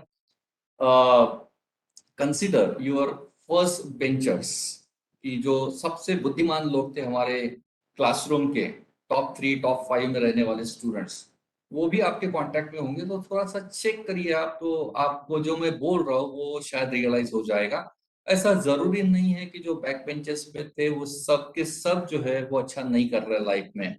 उसमें से भी कुछ लोग तो बेहतर कर ही रहे, और ऐसा भी जरूरी नहीं कि जो फ्रंट बेंच पे थे वो सबके सब सक्सेसफुल है और सबके सब अच्छा ही कर रहे हैं, ऐसा भी जरूरी नहीं है। रियल लाइफ में ऐसी केसेस दिखती है। इवन मैं भी जो आपको बता रहा हूँ, मैं खुद ये एक्सरसाइज कर चुका हूँ and I have realize, and even I was a back bencher, can you believe this boss. और एक बैक बेंचर एक लेक्चर ले रहा है इमोशनल इंटेलिजेंस पे, ये तो मैं खुद ही एक्सेप्ट नहीं कर पा रहा हूँ। अगर मुझे 10-15 साल पहले किसी ने बोला होता कि भाई तो एक लाइट क्लास जो है लेक्चरर्स का, उनके सामने इमोशनल इंटेलिजेंस पे 1.5 घंटा तक बात करेगा, तो मैंने उसको बोला होता कि यार कुछ भी बात कर रहे हैं, ऐसा कैसे हो सकता है। But this could happen boss, and in real life you could find some cases की जहाँ पे बैक बेंचर्स बहुत बेहतर कर रहे हैं, और front benchers they are even struggling in their career, in their married life, and in general in their life you can say managing with people, coping up with the people, their interaction skills are lacking and all. You will find some cases in real life. और एक मैंने deep stick सर्वे ये भी किया है कि मैंने ये देखा इन जनरल ना, मुझे मालूम नहीं आप रिलेट कर सकते हो अपने आप के साथ। मेरे क्लासरूम के जो बैक बेंचर्स थे, क्योंकि मैं खुद बैक बेंचर था, तो मेरे जो फ्रेंड्स हैं मैं देख रहा हूँ कि आज कहाँ पे है, सब कुछ अच्छे ही है, मैक्सिमम तो बहुत बेहतर कर रहे हैं लाइफ में। पैसा कमाने के सेंस में हो या फिर प्रतिष्ठा कमाने के सेंस में हो, अच्छा कर रहे हैं। और मैंने मेरा एक ऑब्जर्वेशन ये भी रहा है कि मेरे क्लास के बैक बेंचर्स मैक्सिमम बिजनेस में गए हैं, और जो फ्रंट बेंचेस ऑक्यूपाई किए थे वो मोस्टली सर्विस में हैं। ये एक मेरा जस्ट जनरल ऑब्जर्वेशन है, और आप थोड़ा सा रिलेट भी करने की कोशिश करिए, और मुझे जरूर कमेंट बॉक्स में बताइए कि what is the seen with your batch. कि और सही में इसको फिर एक फॉर्मल लेवल पे ये डिस्कशंस लेके भी जा सकते हैं हम लोग, एक अच्छा खासा फॉर्मल रिसर्च भी हो सकता है कि बैक बेंचर्स और फ्रंट बेंचर्स का एक कंपैरेटिव स्टडी। और ये डिस्कशंस जो है ये मैंने इनिशिएट नहीं किया है, ये जो बड़े बड़े फिलोसॉफर्स हैं, मैं तो आपके साथ जस्ट स्टोरी शेयर कर रहा हूँ ईक्यू का कंसेप्ट समझाने के लिए। पर ये इवन डेनियल गोलमन साहब ने भी ये चीज बोली है, और उनके किताब का टाइटल भी आप देखेंगे अभी, जिसमें थोड़ी देर पहले दिखाया भी था आपको। आप एक टाइटल अभी एक बार फिर से पढ़िए, emotional intelligence why it can matter more than IQ. और डेनियल गोलमन साहब का कहना यह है कि आदमी के सक्सेस में IQ contribute only up to 20%। कोई आदमी अगर सक्सेसफुल है तो उसके बुद्धिमत्ता का कंट्रीब्यूशन उसमें सिर्फ 20% है, बाकी 80% contribution comes from emotional intelligence, that is EQ. और ये इसी किताब में लिखा गया है, मैं थोड़ी देर बाद आपको स्क्रीनशॉट भी दिखा देता हूँ इसका ही। तो ये तो बड़े वर्ल्ड लेवल के फिलोसोफर है, और इन्होंने ये थ्योरी प्रपोज की है, और इन्होंने स्टडी करने के बाद ही ऐसे कुछ स्टेटमेंट्स किए होंगे। चलिए हमारे डिस्कशंस को आगे लेके जाते हैं। हम लोग ईक्यू की जो बात कर रहे थे, देखिए ईक्यू बताता है आप क्लासरूम के बाहर कितने अच्छे हो, आईक्यू बताता है क्लासरूम में कैसे हो, कितने स्मार्ट लग रहे हो आप क्लासरूम के अंदर। और ईक्यू बताता है क्लासरूम के बाहर कितने स्मार्ट लग रहे हो आप, जिंदगी को कैसे जी रहे हो, या फिर रियल लाइफ की जो प्रॉब्लम्स आती है, प्रॉब्लमेटिक सिचुएशंस आती हैं, उसके साथ आप कैसे डील कर रहे हो, ये ईक्यू बताता है। ईक्यू बताता है आप कितने रिसोर्सफुल हैं। रिसोर्सफुल का मतलब आपको भी मालूम है, रिसोर्सफुल का मतलब है कि हमारे डेली लाइफ में कितनी सारी समस्याएं आती है ना, कभी मेडिकल इमरजेंसीज आ जाती है, कभी टेक्निकल इमरजेंसीज आ जाती है, और कोई बंदा ना ये सब सिचुएशन को इतना कूल तरीके से मैनेज कर लेता है, स्मार्टली मैनेज कर लेता है, क्योंकि उसको रिसोर्सफुल है। रिसोर्सफुल का मतलब है कि हर जगह कोई भी, इवन प्लम्बिंग का भी काम करना है, या फिर इवन पिकनिक भी ऑर्गेनाइज करनी है, तो उसके बस वाले के साथ भी कांटेक्ट है, फट से फोन करके बस मैनेज कर लेगा। या फिर जहाँ पिकनिक स्पॉट है वहां पे भी शायद उसके कोई कॉन्टेक्ट है, वो बोलेगा अच्छा वहां पे नाश्ते का अरेंजमेंट है, ठीक है I will take care of it, मैं अरेंज कर लेता हूँ। तो वो कुछ ना कुछ फोनाफानी करके बराबर नाश्ते का भी वहां पे अरेंजमेंट कर लेगा। ऐसी चीजें मैनेज करना ये बंदों को बड़ा बड़ा आसान सा लगता है, और ये कर लेते हैं। ईक्यू जिनका ज्यादा होता है ना, रिसोर्सफुल होते हैं, इनका नेटवर्क बहुत तगड़ा होता है, इनकी पहचान बोलिए आप बहुत तगड़ी होती है, और इनकी ना सोशल एक्सेप्टेंस जिसको कहते हैं, कि लोगों ने इनको as a good human being accept कर लिया है, और लोग चाहते हैं कि इनके कांटेक्ट में रहें, इनके साथ संबंध बनाए रहें। ये ना लोग पॉपुलर से होते हैं, ये पॉपुलर फिगर्स हैं। इससे भी आगे जाके ये स्टोरी को और आगे लेके जाते हैं। देखिए हम लोग सब, हमारे सबके ग्रुप्स बने, अलग अलग। एज ए ह्यूमन बीइंग आप खुद अपनी केस अगर ले लेते हो, तो आप जिस कॉलोनी में रहते हैं वो कॉलोनी में अपना एक फ्रेंड सर्कल होगा। आप कॉलेज में काम कर रहे हो तो कॉलेज की हमारी जो स्टाफ है उनका अपना एक ग्रुप है, या फिर हमारी फील्ड के प्राध्यापक लोग, इनका भी हमारा एक ग्रुप बना हुआ है। ऐसे अलग अलग ग्रुप्स में हम बिलोंग करते हैं, और एक आदमी के कम से कम पाँच छह ग्रुप्स तो होने ही चाहिए, और होते भी हैं। और जब कोई ग्रुप एक पर्टिकुलर एक्टिविटी प्लान करता है, सपोज एक पर्टिकुलर ग्रुप है और वो कह रहा है कि इस बार पिकनिक जाते हैं, ओके, और आपके ग्रुप में कोई एक बंदा, हर एक ग्रुप में एक ऐसा बंदा होता है जो उस ग्रुप की जान होता है, और अगर आप वो है तो मैं तो आपको अप्रिशिएट करूंगा boss, you are a good package of EQ. हर ग्रुप में एक बंदा ऐसा होता है कि वो ग्रुप की जान होता है, और वो अगर कोई भी ग्रुप एक्टिविटी है, कहीं पे भी कुछ पिकनिक प्लान कर रहे हैं या गेट टुगेदर प्लान कर रहे हैं, और वो बंदा अगर वहां पे नहीं है ना, सब लोग उसको मिस करना शुरू कर देते हैं कि यार मजा नहीं आ रहा है, ये पर्टिकुलर पर्सन नहीं है आज तो मजा नहीं आ रहा है, एवरीवन स्टार्ट मिसिंग हिम। और वो जो बंदा है ना, आपके सबके ग्रुप में ऐसा बंदा फॉर श्योर होगा। मैं तो कहता हूँ कि आपको ईक्यू पढ़ना है ना, एक किताबों से ज्यादा तो हम हमारे रियल लाइफ से ही ऑब्जर्व करके सीख सकते हैं ईक्यू यानी क्या। मैं कहता हूँ आपने अभी तक तो, जैसे मैं स्टोरी नरेट कर रहा हूँ, तो आपने एक्चुअली आइडेंटिफाई कर लिया होगा, अच्छा मेरे ग्रुप का तो ये बंदा है सर जो आप बोल रहे हो। मैं बोल रहा हूँ कि आपको ईक्यू सीखना है ना, वो बंदे को केयरफुली ऑब्जर्व करिए, उसकी जो ट्रेड्स है, उसकी जो कैरेक्टरिस्टिक्स है, वही एक हाई ईक्यू की कैरेक्टरिस्टिक्स मानी जाती है। ये लोग ना पॉपुलर है, इसको ना पूरे ग्रुप ने एक्सेप्ट कर लिया। आप देखेंगे एक ग्रुप अगर 25 लोगों का है, तो वो ग्रुप में भी छोटे छोटे ग्रुप्स होते हैं, चार पांच लोगों के। और ये एक ऐसा बंदा है जो बड़े ग्रुप में तो है ही, पर हर एक छोटे ग्रुप में भी वो कॉमन है। और वो एक खास बंदा, एक या दो बंदे ऐसे होते हैं जो खास होते हैं, और हर ग्रुप को लगता है कि यार ये मेरे साथ होना चाहिए। एक क्लासरूम अगर ले लेते हैं 50 स्टूडेंट्स की, तो आपको वो 50 स्टूडेंट्स में कम से कम 7-8 ग्रुप बन जाते हैं। और कोई एक ऐसा बंदा होता है पूरे क्लासरूम में 50 में कि जो हर एक ग्रुप का मेंबर होता है।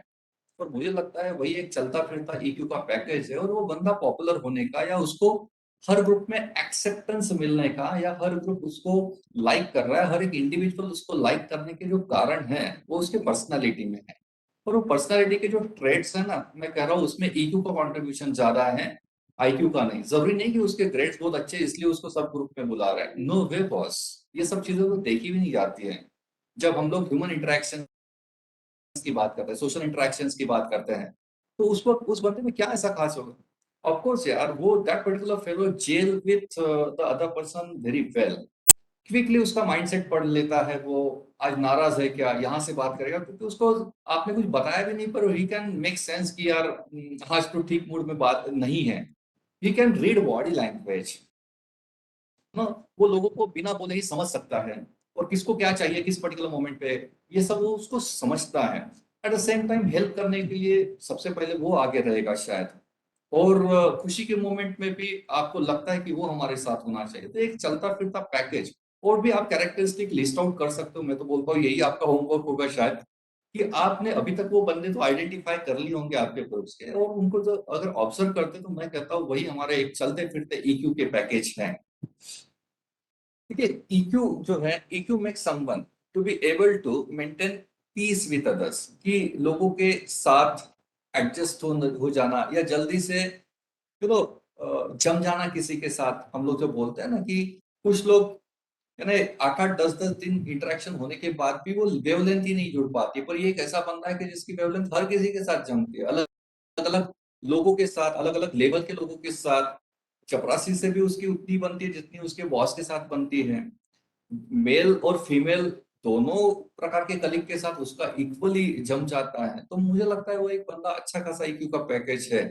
ये लोग ना टाइम को फॉलो करते हैं, अपने कमिटमेंट्स को फॉलो करते हैं, कह दिया है तो वो करते हैं, उन्होंने बोला है, आप भी उसके ऊपर विश्वास दिखाते हो कि ये बंदे ने कहा है तो वो डेफिनेटली करेगा यार। ऐसा तो नहीं होगा कि वो ऐसे ही कुछ तो भी टाइम पास के लिए कह रहा है, उसने कहा है तो वो करेगा, यानी यू नो वेरी वेल कि आप उसके ऊपर रिलाय कर रहे हो। और ये विश्वास कहाँ से आया? आपका जो एक्सपीरियंस रहा है उसके साथ, जो इंटरेक्शन हुए, आपका जो अनुभव रहा है उसके साथ, वहां से आपने ये चीज मान ली है कि दिस इज द बंदा whom you can look for and you can rely। उसके बाद ही इज ऑनेस्ट, कि वो कहीं आपको धोखा नहीं देगा, ट्रस्ट आपका ब्रेक नहीं करेगा and all. So in general he is a good human being हम लोग जो कहते हैं, तो ये जो कैरेक्टरिस्टिक्स है ये ईक्यू की कैरेक्टरिस्टिक इन जनरल मानी जाती है। मैं जो बुक का उल्लेख कर रहा था, emotional intelligence at workplace by Dilip Singh sir, इस किताब में एक स्टोरी दी गई है अजय और विजय की, वो मैं आपको शॉर्टली बता देता हूँ, जिससे मैं जो बात कर रहा हूँ वो शायद और ज्यादा स्ट्रेंथन हो जाएगी। अजय और विजय ये दोनों एक ही एज के है, और इनका ना बचपन से ही साथ में है, एक ही कॉलोनी में रहते हैं, एक ही स्कूल में पढ़े, एक ही क्लास में पढ़े हैं। और ऑफ कोर्स बचपन से इनका क्या बोलते हैं, एक ही ग्रुप रहा है, जिसमें स्कूल का आप बोल सकते हैं। तो इसमें अजय जो है ना, ये अच्छा है, एकेडमिक्स में अच्छा है, इसको ना ग्रेड्स वगैरह बहुत अच्छे आते हैं। और विजय जो है ये ऑर्डिनरी बंदा है, एवरेज सा बंदा है, इसके ग्रेड्स तो बहुत अच्छे नहीं है। तो ऑफ कोर्स अजय जो है ये बुद्धिमान होने की वजह से, और टीचर जो भी पूछ रहा है उसमें आंसर देने में अजय के आंसर्स सबसे पहले आते हैं और करेक्ट आंसर्स भी आते हैं। तो इन जनरल इसका नॉलेज बोलिए या फिर इसका बुद्धिमत्ता जो है इन जनरल ये अच्छा है, इसकी मेहनत शायद ज्यादा है, मेमोरी अच्छी है, मैथ्स के प्रॉब्लम फट से सॉल्व कर सकता है। ये सब क्वालिटीज अजय में है, जिसकी वजह से वो कॉलेज का आपके क्लासरूम का टॉपर आप बोल सकते हो, टॉप 5 में हमेशा अजय है, और उसने अपना ग्रेड कभी छोड़ा नहीं, first class all through maintain किया है। और at the same time Vijay is there who is pretty ordinary, और एवरेज ग्रेड्स आए हैं इसके हमेशा ही। पर क्लासरूम में ना ऑफ कोर्स अजय की क्वालिटीज ज्यादा बेटर है, होशियार है, तो स्टूडेंट्स जो है उसके क्लास के उसके फ्रेंड्स अजय से दोस्ती बढ़ाने की कोशिश कर रहे हैं, तो उसके पेरेंट की तरफ से भी इनपुट्स आ रहे हैं कि भाई तू अजय के साथ ज्यादा रहे, क्योंकि वो होशियार है, उसकी संगत में शायद तेरा भी कुछ भला हो जाएगा। पर अजय जो है ये अपने पास किसी को आने नहीं देता है, उसकी फ्रेंडशिप जो है वो नरिश नहीं हो पाती है, फ्लरिश नहीं हो पाती है, क्योंकि अजय का बिहेवियर कुछ इस तरीके का है कि उसको लगता है कि मैं एक्स्ट्रा ऑर्डिनरी हूँ, तो मैं ऑर्डिनरी लोगों से क्यों बात करूं या उनके कांटेक्ट में मैं क्यों रहूं। और इसकी वजह से अजय के शायद बहुत अच्छे दोस्त नहीं बन पाए। एग्जैक्टली विजय उल्टा है। विजय जो है वो ग्रुप की जान है, पूरे के पूरे क्लासरूम में छाया हुआ है, and it is not because of the grades. और क्लासरूम के सभी स्टूडेंट जो है ये इसके अच्छे दोस्त हैं, और जितने भी ग्रुप्स हैं उन सभी ग्रुप में विजय है, और वो उन ग्रुप की जान भी है। तो of course over the period इनका एजुकेशन हो जाता है, और जब इंटरव्यू की बात आती है तो अजय ने तो of course all through first class merit grades और ये सब उसके पास है, तो उसके सीवी जो है बहुत ही अट्रैक्टिव बन पड़ा है। और विजय में एकेडमिक क्रेडेंशियल्स इतने ज्यादा नहीं है, तो विजय का जो रेज्यूमे है वो ऑर्डिनरी से लगता है। देखिए जॉब का जब बात आती है तो अजय 5 इंटरव्यूज फेस करता है, और विजय भी 5 इंटरव्यूज फेस करता है। अजय 5 में से 4 इंटरव्यूज क्रैक करता है, और विजय भी 5 में से 2 या 3 इंटरव्यूज क्रैक करता है, और इनको दोनों को जॉब्स लग जाते हैं। 1 साल हो जाता है जॉब लगने के बाद, और न्यूज ये आती है कि अजय जो है उसको नौकरी से निकाल दिया गया है, और उसी के आसपास न्यूज ये आ जाती है कि विजय को प्रमोशन मिला है। और यही मुझे लगता है एक रियल डिफरेंस है आईक्यू और ईक्यू में। अजय के पास है आईक्यू, उसके पास है ग्रेड्स, उसका सीवी बहुत ही इंप्रेसिव है, जिसकी वजह से जहां कहीं भी वो अप्लाई कर रहा है वहां से इंटरव्यू के कॉल आ रहा है, इंटरव्यू क्रैक भी कर पा रहा है बंदा, क्योंकि वो इंप्रेस कर पा रहा है नॉलेज की वजह से इंटरव्यूअर्स को। पर वो जॉब में सक्सेसफुल नहीं हो पा रहा है या टिक नहीं पा रहा है, उसका जॉब रिटेन नहीं कर पा रहा है, वो एक ही संस्था में बहुत ज्यादा देर तक टिक नहीं पा रहा है, rather उसको निकाला जा रहा है। और कारण ये है कि he is not a team player, वो लोगों के साथ एडजस्ट नहीं हो पा रहा है। उसके ना थोड़े बहुत छोटे मोटे झगड़े भी होते आ रहे हैं, मन मुटाव है टीममेट्स के साथ, एम्प्लॉयज के साथ, बॉस के साथ नहीं जम रही है, उसको एडजस्ट करने में तकलीफ हो रही है। बट एज अगेंस्ट दैट विजय जो है is quite popular, he is a team player, सबको साथ लेके चल रहा है, उसकी वजह से उसको प्रमोशन मिल जाता है। तो ये जो डिफरेंस है, this is the difference between IQ and EQ, और ये दिलीप सिंह सर ने बहुत ही इंटरेस्टिंग तरीके से इसको बुक में मेंशन किया। मैंने तो जस्ट जिस्ट बता दिया आपको, स्टोरी को आगे लेके जाते हैं। डेनियल गोलमैन साहब, जैसे मैं बता भी रहा था कि आईक्यू का कंट्रीब्यूशन करियर सक्सेस में, पर्सन के सक्सेस में, it is only 20%। 80% contribution into person success is of EQ, you can say. EQ contributes more to success. This is what is the opinion of Daniel Goleman. और Daniel Goleman को तो शायद आप पहली बार इनका उल्लेख सुन रहे होंगे, पर चेतन भगत को तो आप मानते और जानते भी है ना, हम सब इंडियंस। तो इवन चेतन भगत सर का भी एक कैप्शन मैंने पढ़ा था जो आपकी स्क्रीन पे दिख रहा है, people who come first in class don't do best in life. People who understand people, their field and themselves, they do much better in life than their counterparts, you can say. तो यही पे बात भी यही हो रही है कि first in class means it is about IQ. सिर्फ आईक्यू बेहतर होके करियर में सक्सेस या लाइफ में सक्सेस आएगा इसकी कोई गारंटी नहीं, पर आपके पास अगर ईक्यू है तो आपका लाइफ सक्सेसफुल होने के आसार ज्यादा हैं। तो ये ट्रांजिशन हमने देखा है कि 1905 से 1964 और अभी अभी तक तो आईक्यू की ही चर्चा हो रही थी, ग्रेड्स के ऊपर ही बात हो रही थी। पर अभी जो चर्चा हो रही है और जो रियल लाइफ सक्सेस स्टोरीज देखी गई है उसमें देखा गया है कि ऐसे बहुत सारे बिजनेस टाइकून्स हैं कि जो they miserably failed in their academic life. इनका एकेडमिक स्कोर्स या फिर एकेडमिक सक्सेस इतना ज्यादा नहीं था, पर आज ये बहुत ही ज्यादा बड़े सक्सेसफुल बिजनेसमैन हैं, बिजनेस टाइकून से, इनके बड़े बड़े एंटरप्राइजेस है। चार तो आप आपकी स्क्रीन पे देख सकते हो अभी, हेनरी फोर्ड, बिल गेट्स, बाद में अडानी साहब, गौतम अडानी सर आप देख सकते हो, और धीरू भाई अंबानी। ये सब आज बिग बिजनेस शॉट्स करके माने जाते हैं और आपको सुन के ताज्जुब होगा कि इनके पास एकेडमिक डिग्रीज बहुत बड़ी नहीं थी और ये शायद स्कूल और कॉलेज ड्रॉप आउट्स थे, पर आज भी ये बहुत ज्यादा सक्सेसफुल होते हुए दिखते हैं। और स्टीव जॉब्स का भी कहना है 80%, स्टीव जॉब्स जो एप्पल के फाउंडर एमडी हैं, उनका भी कहना है 80% of the successful people don't have a college degree. Means career success या फिर इन जनरल एक पर्सन का सक्सेस जो है लाइफ का, it is not only because of their grades, it is more because of the EQ characteristics they are possessing. चलिए discussion को और आगे लेके जाते हैं। इन जनरल एक आदमी लाइफ में कैसे करता है ये डिटरमाइन करता है ना सिर्फ आईक्यू से, ब्रदर ईक्यू से। और आपके पास एक बैलेंस्ड है दोनों, आईक्यू का भी और ईक्यू का, तो वो लोग तो हिस्ट्री क्रिएट करते हैं बॉस। तो इसमें कैप्शन ये जा रहा है, how do we do in life is determined by both, it is not just IQ. IQ is important, no doubt about that. आपको आप जो चीजें पढ़ रहे हो समझ में ही नहीं आ रही तो आपका आईक्यू कम है, और आईक्यू कम है इसका मतलब है आपका लॉजिक, एनालिटिकल पावर, इनमें प्रॉब्लम है। तो ये पर्सनालिटी के लिए ये भी तो उतनी ही ज्यादा इंपॉर्टेंट है, पर सिर्फ इतनी चीजें सक्सेस में कंट्रीब्यूट नहीं करती है, but emotional intelligence that again equally matters. हम तीसरे क्वेश्चन की बात कर रहे हैं जो है सोशल क्वेश्चन। सोशल क्वेश्चन ये कोई अलग क्वेश्चन नहीं है। ईक्यू में ना हम लोग जो इमोशनल इंटेलिजेंस की बात कर रहे हैं, इसमें दो प्रकार के स्किल्स आते हैं।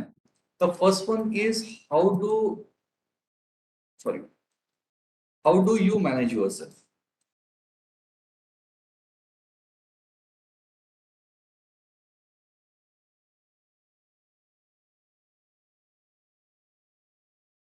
Okay, how do you manage yourself or your emotions in general, and how do you manage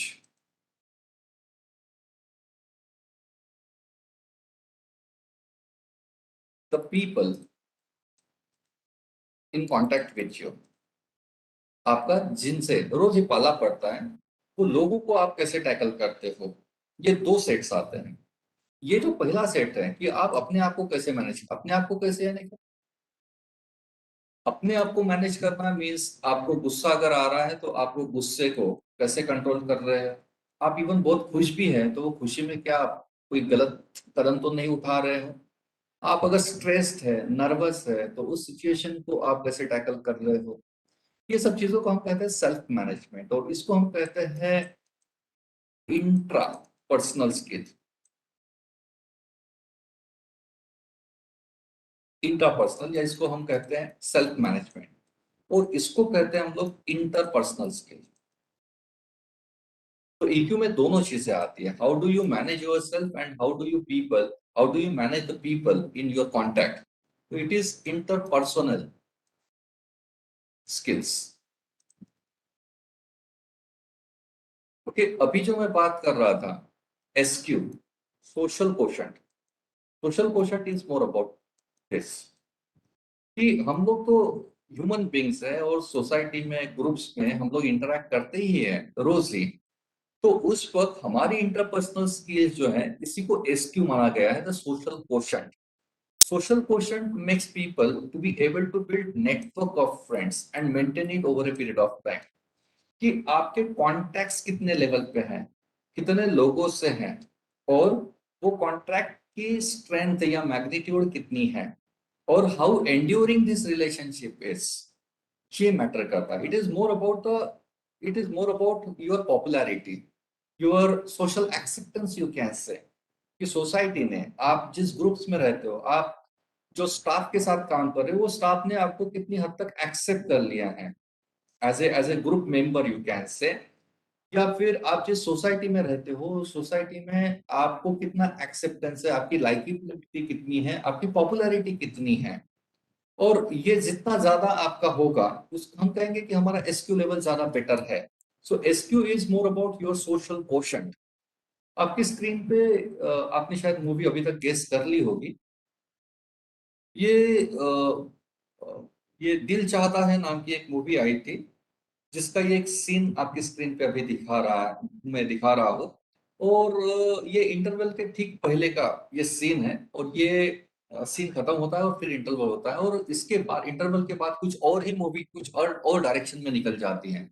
और आपने ये मूवी सबने देखी होगी विद द एजम्पशन कि आपने ये सबने मूवी देखी होगी, अप्रिशिएट की होगी, और बार बार शायद देखी होगी। तो मैं कहता हूँ इसके बाद, आज के बाद अगर ये मूवी फिर से देखोगे, तो ये सीन को जरूर नोटिस करिएगा। मैं ये सीन को थोड़ा सा नरेट कर रहा हूँ, एसक्यू क्या है ये बताने के लिए। ये सीन में ना, ये सीन एक डायरेक्शन देता है पूरे मूवी को। ये तीनों बहुत अच्छे दोस्त दिखाए गए हैं, और ये लाइफ एंजॉय करते हुए दिखाए हैं इंटरवल से ठीक पहले। और इनकी फ्रेंडशिप बहुत तगड़ी है, ऐसे जो उसमें स्क्रीन क्या बोलते हैं, जो स्टोरी आई है, स्क्रीन प्ले जो आया है, उससे ये प्रतीत होता है कि इनकी तीनों की गहरी, बहुत दोस्त अच्छी दोस्ती है।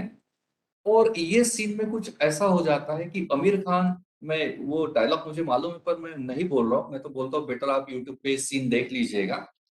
इस पर्टिकुलर सीन में आमिर खान अक्षय खन्ना को एक लाइन कुछ ऐसी बोल जाता है कि जिसकी वजह से अक्षय खन्ना हर्ट हो जाता है, और ये तीनों की फ्रेंडशिप सिर्फ एक सेंटेंस की वजह से डिस्ट्रॉय हो जाती है, खत्म हो जाती है।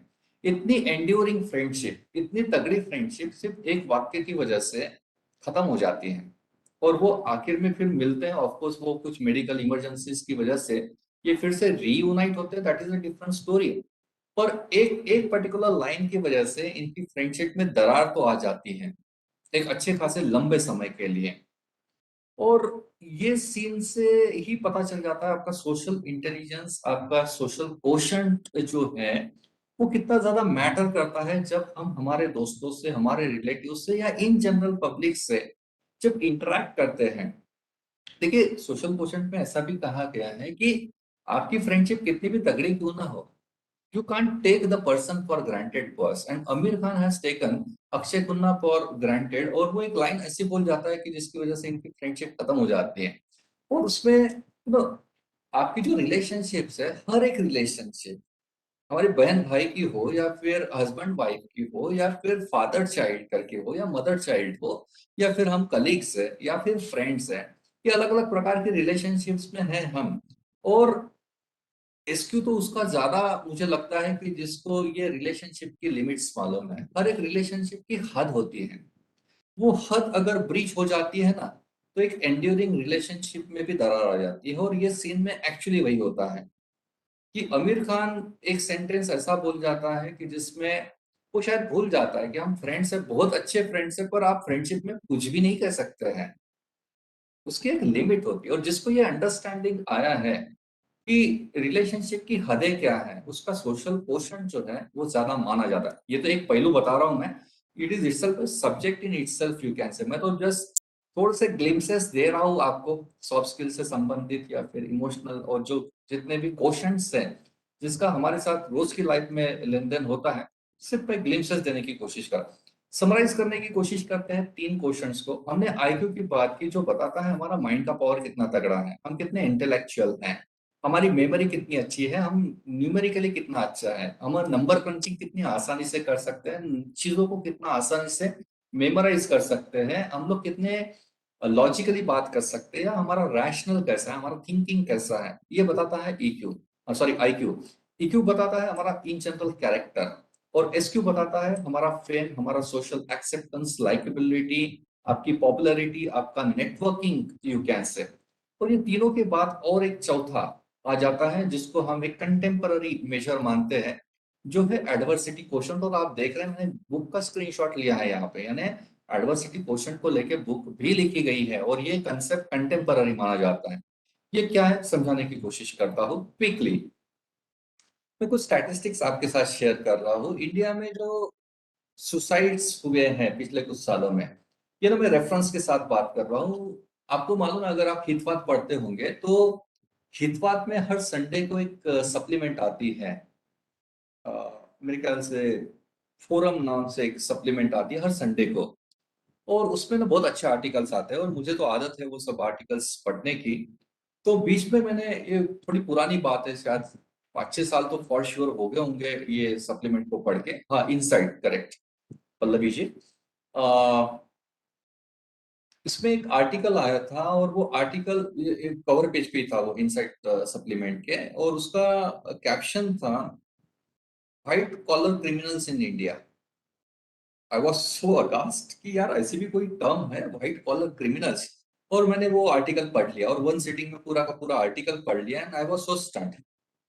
उसमें ना इंडिया में जो सुसाइड्स होती हैं उसको लेके कुछ एनालिसिस किया गया था, और उसमें उसमें ये स्टैटिस्टिक्स दिया गया था कि इंडिया में जो सुसाइड्स होते हैं उसमें कारण क्या है, right on the top number 1 पे क्या कारण है, नंबर 2 पे क्या है। वो कुछ जस्ट ग्लिम्पसेस मैं आपके साथ शेयर कर रहा हूँ उस पर्टिकुलर आर्टिकल की। उसमें ये लिखा गया था कि इंडिया में हर 12 लोग सुसाइड करते हैं डेली। डेली, हाँ, रोज 12 लोग सुसाइड करते हैं फेल्यूर इन लव की वजह से, और ये सब यंगस्टर्स है ना। आप इनको एडोलेसेंट्स बोलिए या फिर यंग क्राउड, और यंग का मतलब इंडिया के सेंस में जिनकी एज 14 से 25 साल के बीच में है, ऐसे लोगों को इंडिया में यंग कहा जाता है। और ये सब यंग पॉपुलेशन है, और आपको भी मालूम है इनमें मैच्योरिटी कितनी होगी, बहुत 14-15 साल की उम्र में। And you are testing failure in love, and you are committing your life. तो ये थोड़ा सा मैच्योरिटी की बात होती है, और मुझे लगता है मैच्योरिटी, ये भी तो मैंने थोड़ी देर पहले बोला भी था कि maturity is one of the important traits of EQ. तो यहाँ पे शायद वो लाइफ को एनालाइज नहीं कर पा रहे कि एक सिंपल सा फेल्योर आया है and you are committing suicide. और ये आंकड़ा आप नोट करने लायक है, बस रोज 12 लोग फेल्योर इन लव की वजह से। और आगे जाके जो लोग सस्टेन कर पाए हैं, जिनका भी ब्रेकअप हुआ है और जो सस्टेन कर पाए चीजों को, उन वो भी तो आज हंसते हैं ना कि क्या यार बचपना था, और कौन सी चीज की वजह से हमने 1 या 2 महीने हम लोग डिप्रेशन में रहे एंड ऑल। आज हंसते हैं, हंस हंस की स्टोरीज बताते हैं अपने फ्रेंड्स को। और ये इंपॉर्टेंस रह जाता है उस चीज का, आप उस पर्टिकुलर मोमेंट को, उस पर्टिकुलर पैच को आप कैसे मैनेज कर पा रहे हो बस। That is what the adversity quotient is ना, वो एक टेम्पररी पैच है।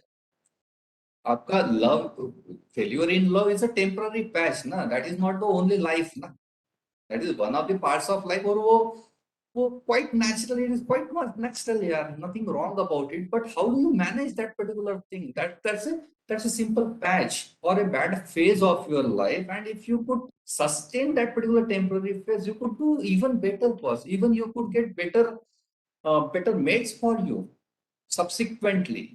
वो उसमें तो इतनी ज्यादा मैच्योरिटी नहीं हुई, पर ये कारण, एक ग्लेरिंग कारण सामने आया है कि रोज 12 लोग, ये आंकड़ा मुझे चिंताजनक लगता है बॉस।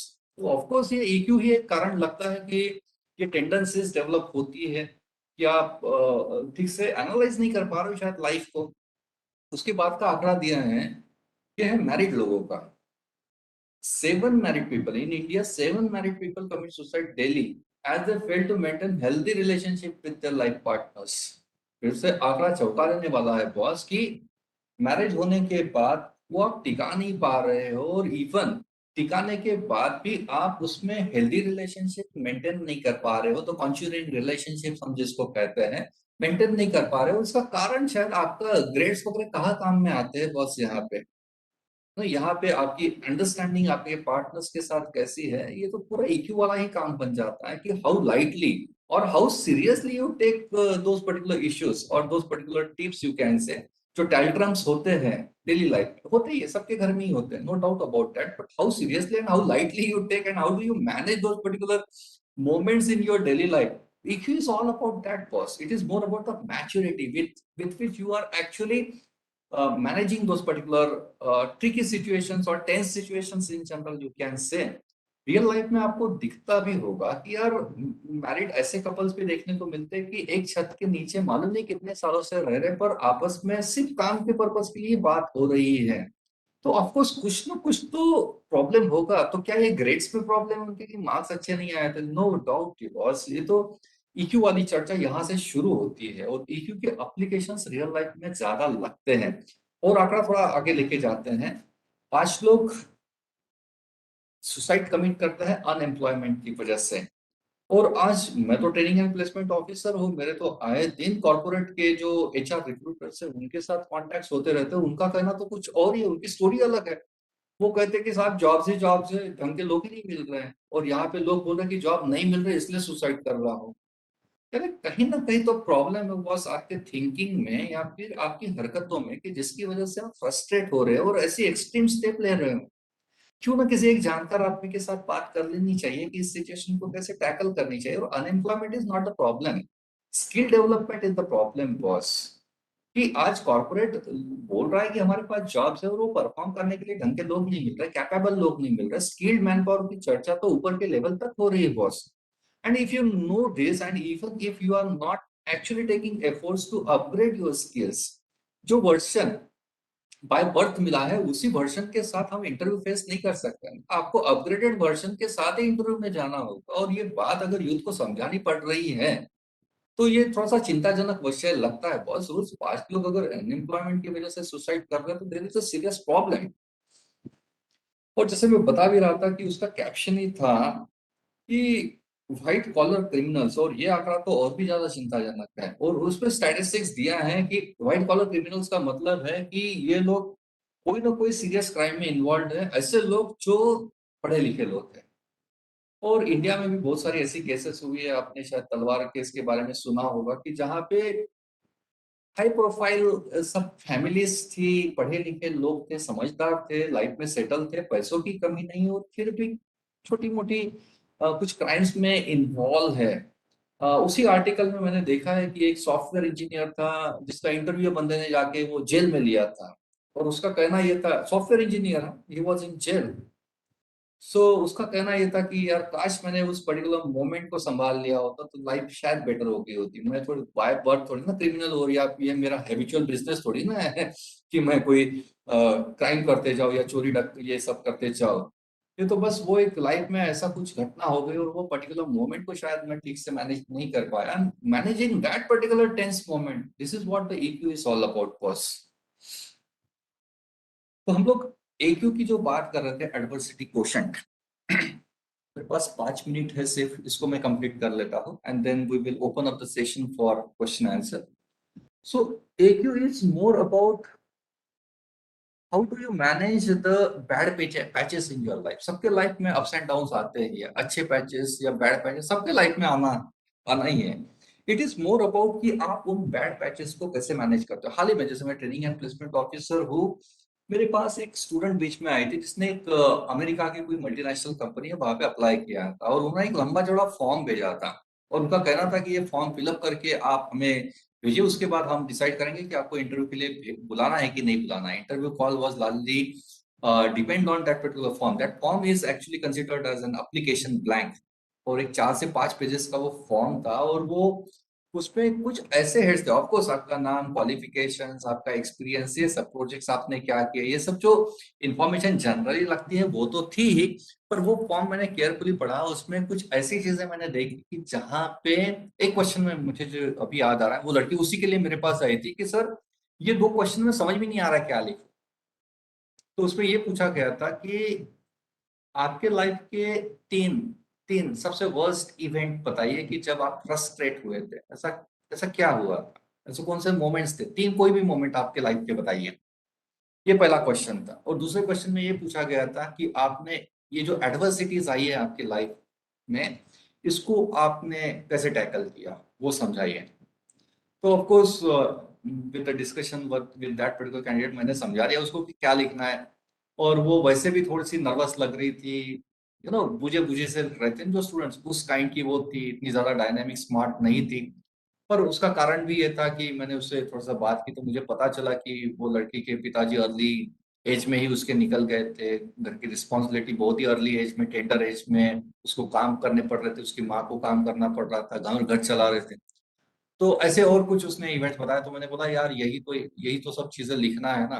और सबसे इम्पोर्टेंट तो बात ये है कि आप इतनी बड़ी कंपनी में अप्लाई कर पा रही हो, तो आपने कुछ ना कुछ तो चीजें हासिल की है ना। This is the your achievement and how did you tackle the situation to make yourself capable of applying to a multinational company, American company. That indicates कि how did you manage your adversity boss. So आज देख रहे हैं आप corporate की किस तरीके से ये चीजों को मैनेज कर रहे हैं। मेरे पास हार्डली 2 मिनट है, एक इंसिडेंस बता रहा हूँ मैं एडवर्सिटी क्वेश्चन का और फिर मैं बाइंड अप करता हूँ। थोड़ा सा स्क्रीन में स्क्रॉल कर रहा हूँ फॉर द मोमेंट। बताने लायक बहुत सारी चीजें, ये एक्चुअल प्रेजेंटेशन मेरा 3-4 घंटे भी आप मुझे बोलेंगे तो मैं कर लूंगा शायद, पर ठीक है। देखिए एडवर्सिटी क्वेश्चन का एक रियल लाइफ एग्जांपल बता रहा हूं मैं, और आपने भी ये नोटिस किया होगा 2019, 25 में 2019 ये सूरत में एक कोचिंग क्लास सेंटर था, वहां पे आग लगी थी और ये ब्रेकिंग न्यूज थी। 2 दिन 3 दिन तक चर्चा हो रही थी इस न्यूज को लेके। अभी भी आप गूगल पे सर्च कर सकते हो। और आपने, जैसे मैं बता रहा हूँ, आपको धुंधला धुंधला याद भी आ रहा होगा कि ऐसा कुछ वाकया इंडिया में सूरत में हुआ था कि जिसमें 20 बच्चों की, 20 स्टूडेंट्स की जान गई थी ये आग में। ऑफ कोर्स इसका फिर एनालिसिस किया गया ये घटना का, तो पता ये चला कि आप देख रहे हो जैसे ये इस पर्टिकुलर स्क्रीन में ये 2-3 मंजिली बिल्डिंग दिख रही है और क्लास यहाँ पे टॉप फ्लोर पे चल रही थी। और अचानक से यहाँ क्लास कुछ चल रही थी और यहाँ पीछे की तरफ से कुछ फायर लगने का कुछ इंडिकेशन आया और ये पूरे के पूरे फ्लोर्स में पूरा का पूरा धुआं ही धुआं था। और यहाँ पे जो स्टूडेंट्स थे, क्लास चल रही थी और अचानक से हड़बड़ी मच गई। और ये जो 20 बच्चे जो मरे थे, ये आग की वजह से नहीं मरे थे। आपको सुन के शायद ताज्जुब होगा कि ये बच्चों ने यहाँ से छलांग लगाई थी नीचे अपनी जान बचाने के लिए और उसमें ये मरे थे। तो कारण यानी ये जो डिस्कशंस हुए इस घटना के बाद, उसमें मीमांसा कुछ ऐसे हुई कि ये बच्चों को समझ में ही नहीं आया कि इस सिचुएशन को टैकल कैसे करना है, जिसको हम एडवर्सिटी कहते हैं। हड़बड़ मच गई, सब लोग चिल्ला रहे थे और इधर उधर भाग रहे थे, अफरा तफरी हो रही थी। और इन बच्चों को समझ में नहीं आया कि जान कैसे बचाना है, तो उन्होंने छलांग मार ली। फिर उन्होंने ये नहीं सोचा कि छलांग मारने के बाद भी जान बचने वाली है क्या। उसमें मर गए, लगभग 20 बच्चे मर गए थे। इसमें से कुछ सर्वाइवल्स भी थे, कुछ लड़कियां थी इसमें जो सर्वाइव हुई थी ये घटना से, उनका इंटरव्यू लिया गया था।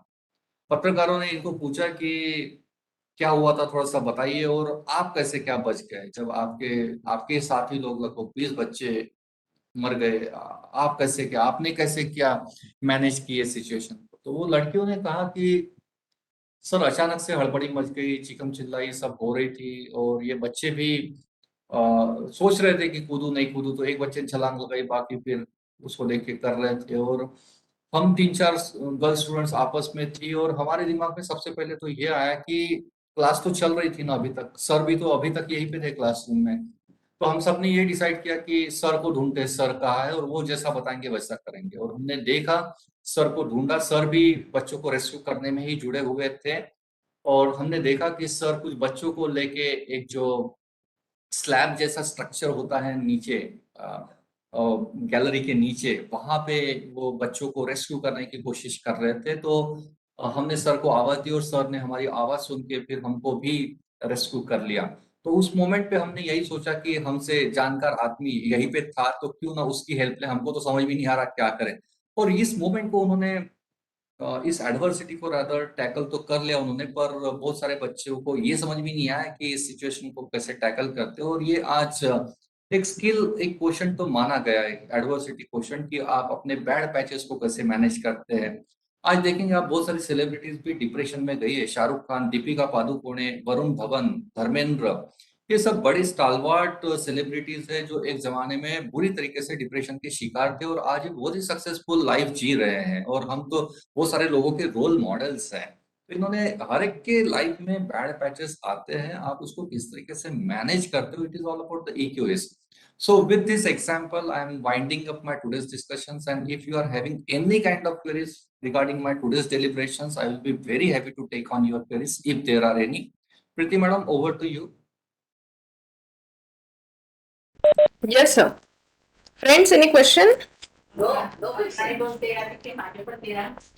झोपले का सगळे? नाही मॅडम. हाँ. ऐकून राहिलोय. Ma'am, no ma'am.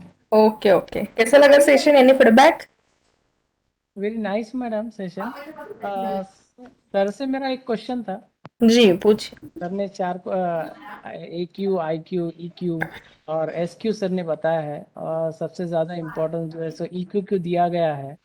और सर ने एग्जांपल्स बहुत अच्छे दिए हैं कि back benches students and front benches student. तो लाइफ में EQ सबसे ज़्यादा इम्पोर्टेंट है या अपना बोलना ही है सर? Hello sir. हाँ सर, मैं सुन पा रहा हूँ. तो ये जो EQ है सर, अब ये EQ तो डिपेंड करता है कि स्टूडेंट के बिहेवियर्स पे भी, है ना सर. कुछ बच्चे है ना बहुत शाय रहते हैं और कोलैबोरेट नहीं होना चाहते कम्युनिकेशन के साथ, तो उनका हम EQ कैसे बढ़ा सकते हैं? एक सवाल का जवाब तो आपने खुद ही दे दिया सर कि अच्छा. EQ बढ़ा सकते हैं क्या, तो हाँ बढ़ा सकते हैं. EQ ओवर द पीरियड बढ़ता है. अच्छा. आपने अपने रियल लाइफ में ही ऐसे बहुत सारे लोग देखे होंगे कि आपने उनको 10 साल पहले देखा था और आज आप उनको मान ही रहे कि भाई तू वही है क्या जैसे मैंने तेरे को देखा था. ये सीधा सीधा प्रमाणित करता है कि आदमी चेंज होता है, डेवलप होता है over the period of time, और उसी तरीके से आदमी का EQ भी चेंज होता है या डेवलप हो सकता है. EQ डेवलप करने, जैसे आप बोल रहे थे कि हमारे भी क्लासरूम में अलग अलग प्रकार के स्टूडेंट्स होते हैं, कुछ शाय होते हैं एंड ऑल, कुछ स्मार्ट होते हैं, उनको कुछ ग्रूमिंग की जरूरत नहीं है. And it is quite obvious, it is not only about the students, it is about us as well ना. EQ डेवलप होता है और मुझे लगता है ये एक्सपोजर और एक्सपीरियंस से ज्यादा डेवलप होता है. अगर एक कुछ रियल लाइफ एग्जांपल्स की बात करते हैं तो आप जस्ट कंसीडर करिए कि जब लाइफ में पहली बार आप स्टूडेंट एज में होंगे, शायद आप गाड़ी चलाना जस्ट सीखे थे और अचानक से किसी ट्रैफिक हवालदार ने आपकी गाड़ी पकड़ ली है. आप देखेंगे उस वक्त हम लोग बहुत डिस्टर्ब हो गए थे, समझ में नहीं आता क्या करूं, कैसे मैनेज करूं, यानी कैसे उस सिचुएशन को टैकल करें, और हम लोग ना बिल्कुल जैसे लगता है ना हेल्पलेस हो गए थे. पर आज वही बात आप देखेंगे कि आज भी ट्रैफिक पुलिस हम लोग जब पकड़ते हैं तो उस वक्त जो सिचुएशन हमारी थी आज तो वैसी नहीं रहती. हम लोग वो चीजों को सीख गए कि ये चीज को कैसे मैनेज करना है. आज हम लोग मैच्योर हो चुके हैं इन द सेंस दैट कि वो एक्सपीरियंस हमारे साथ बार बार हुआ है और हमको पता चल गया है कि इस सिचुएशन में क्या करना होता है. और EQ इसी वजह से तो डेवलप होता है, एक्सपीरियंस, एक्सपोजर. जब तक आप चीजों को एक्सपोज नहीं होंगे, रिपीटेडली एक्सपोजर के साथ एक मैच्योरिटी आती है. इवन हम सबको हमारे मम्मी पापा या फिर हमारे पेरेंट्स की तरफ से कुछ ना कुछ इनपुट्स तो बचपन से ही आते गए कि सिचुएशन को टैकल कैसे करते हैं. अब एक सबके साथ 100% यहाँ पे जितने भी लोग जुड़े हैं सबके साथ एक चीज तो हुई होगी कि जब कभी भी हम लोगों को बचपन में गुस्सा आया होगा, मम्मी या पापा ने कहा तो होगा ना, बेटा 1 से लेके 100 तक पाड़े बोल डाल, गुस्सा खत्म हो जाएगा. ये तरीके हैं हम लोगों को दिए गए हैं, ये इनपुट्स धीरे धीरे.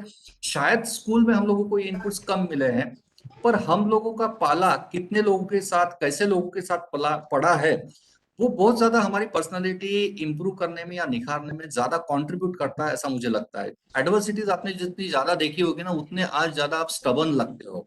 And EQ is all about that, it is through experience and exposure.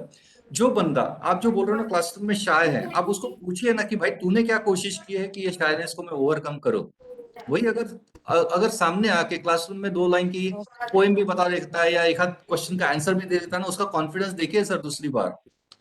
तो it is all about experience and exposure, I believe sir. Okay, thank you sir. Any more question? Revati madam, तुमचं mike on आहे, काही विचारायचं आहे? Okay. तो चलिए, thank you so much doctor Ashish Linge sir for wonderful session and very informative session sir. Thank you so much. Thank you, madam. Thank Thank you. all the participants for patiently listening me. Wish you all the best. Thank you sir. उद्या पण same timing वर आहे.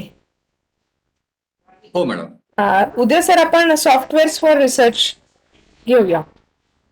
ठीक है madam. Okay okay Okay, okay sir. ma'am. Thank you so much sir. Okay. Thank you. Good day. Okay, thank you. See you all again. Thank you. Thank you. So thank you all the participants. कल का schedule अपना regular जैसे होता है वैसे ही रहेगा. सुबह yoga class रहेगा 7:30. Then from 11 o'clock we will be having lectures. कल अजय सिमल्टी सर रहेंगे from Garhwal university Himachal Pradesh and he will speak on the topic Swayam and MOOC के कोर्सेज कैसे डेवलप किए जाते हैं. एंड आफ्टरनून 2 सेशंस उनके रहेंगे 2:30 तक. And at 2:30 again we will be having doctor Ashish Linge sir for the topic of research में सॉफ्टवेयर्स क्या क्या यूज होते हैं, कौन से स्टेप्स पे क्या क्या अलग अलग सॉफ्टवेयर्स होते हैं. तो कल अपना पूरा दिन पैक रहेगा टिल 4 o'clock. टाइमिंग में किसी को कुछ कंफ्यूजन है तो पूछ लीजिए, फिर व्हाट्सएप ग्रुप में आप मैसेजेस डालते हैं. टायमिंग क्लिअर आहे उद्याचे? Yes madam yes. उद्या सगळे सेशन्स आहे, कुठेच मधात सुट्टी नाही आहे. Okay madam. ठीक है. आज का कुछ असाइनमेंट है क्या मैडम? आज रिपोर्ट सबमिशन है सिर्फ. ओके मैंने ओके सर. ठीक है एक ही है. दोनों लेक्चर्स के रिपोर्ट सबमिट करना है, बाकी कुछ भी आईसीटी का भी 1-2 दिन कुछ भी नहीं रहेगा. Okay okay madam. अरे मूडल पर भी नहीं रहेगा क्या अभी? नहीं फिलहाल नहीं है कुछ भी. आपका जिसका कंप्लीट होना बाकी है कल तक जो पढ़ाया है क्विज तक वो आप कंप्लीट करके रखना है. एक सारी स्टेप जिनका कुछ रह गया होगा वो कंप्लीट करते रहिए. अपना डायरेक्ट मूडल वाला सेशन अभी फ्राइडे को होगा, फ्राइडे को 2:30 बजे. तब तक अपने जो लेक्चर्स अभी बचे हैं सॉफ्ट स्किल के और कुछ आईसीटी के रिसोर्स पर्सन के वो अपन कवर करेंगे. Okay madam. ठीक है. Okay madam. चलिए थैंक यू मैडम. यहाँ पे रुकते हैं. Okay thank you madam. काय मॅडम? कालच्या लेक्चरची रिपोर्ट लिहायची आहे का? नाही काल नाही, आजचे फक्त. ठीक है. आज जो 2 लेक्चर्स हुए उसके रिपोर्ट मैंने दिया है अपने मूडल साइट पे. मॅडम आणि सेमिनार्स कधी होतील आपले? सेमिनार सॅटर्डेलाच होतील. सारे सेमिनार सैटरडे को होंगे. Okay madam. ठीक है. अरे हाँ, और वो जो मैंने वेबिनार की लिंक भेजी थी आप लोगों ने रजिस्ट्रेशन कर लिया? हाँ यस मैडम किया है रजिस्टर. जी. Yes ma'am. कॉलेज में भी कैलकुलेट कर. हाँ, जिन्होंने नहीं किया होगा अपने बैच वालों में से प्लीज कर दीजिए. हाँ अगर आपके अगर कोई पार्टिसिपेंट या तो बैचमेट्स है, कलीग्स हैं, उनको भी अगर वो लिंक चाहिए होगी तो you can share in your own personal WhatsApp groups also. Okay madam. ठीक है. चलिए यहाँ पे रुकते हैं. सुबह मिलेंगे 7:30. Thank you. Thank you madam. Thank you.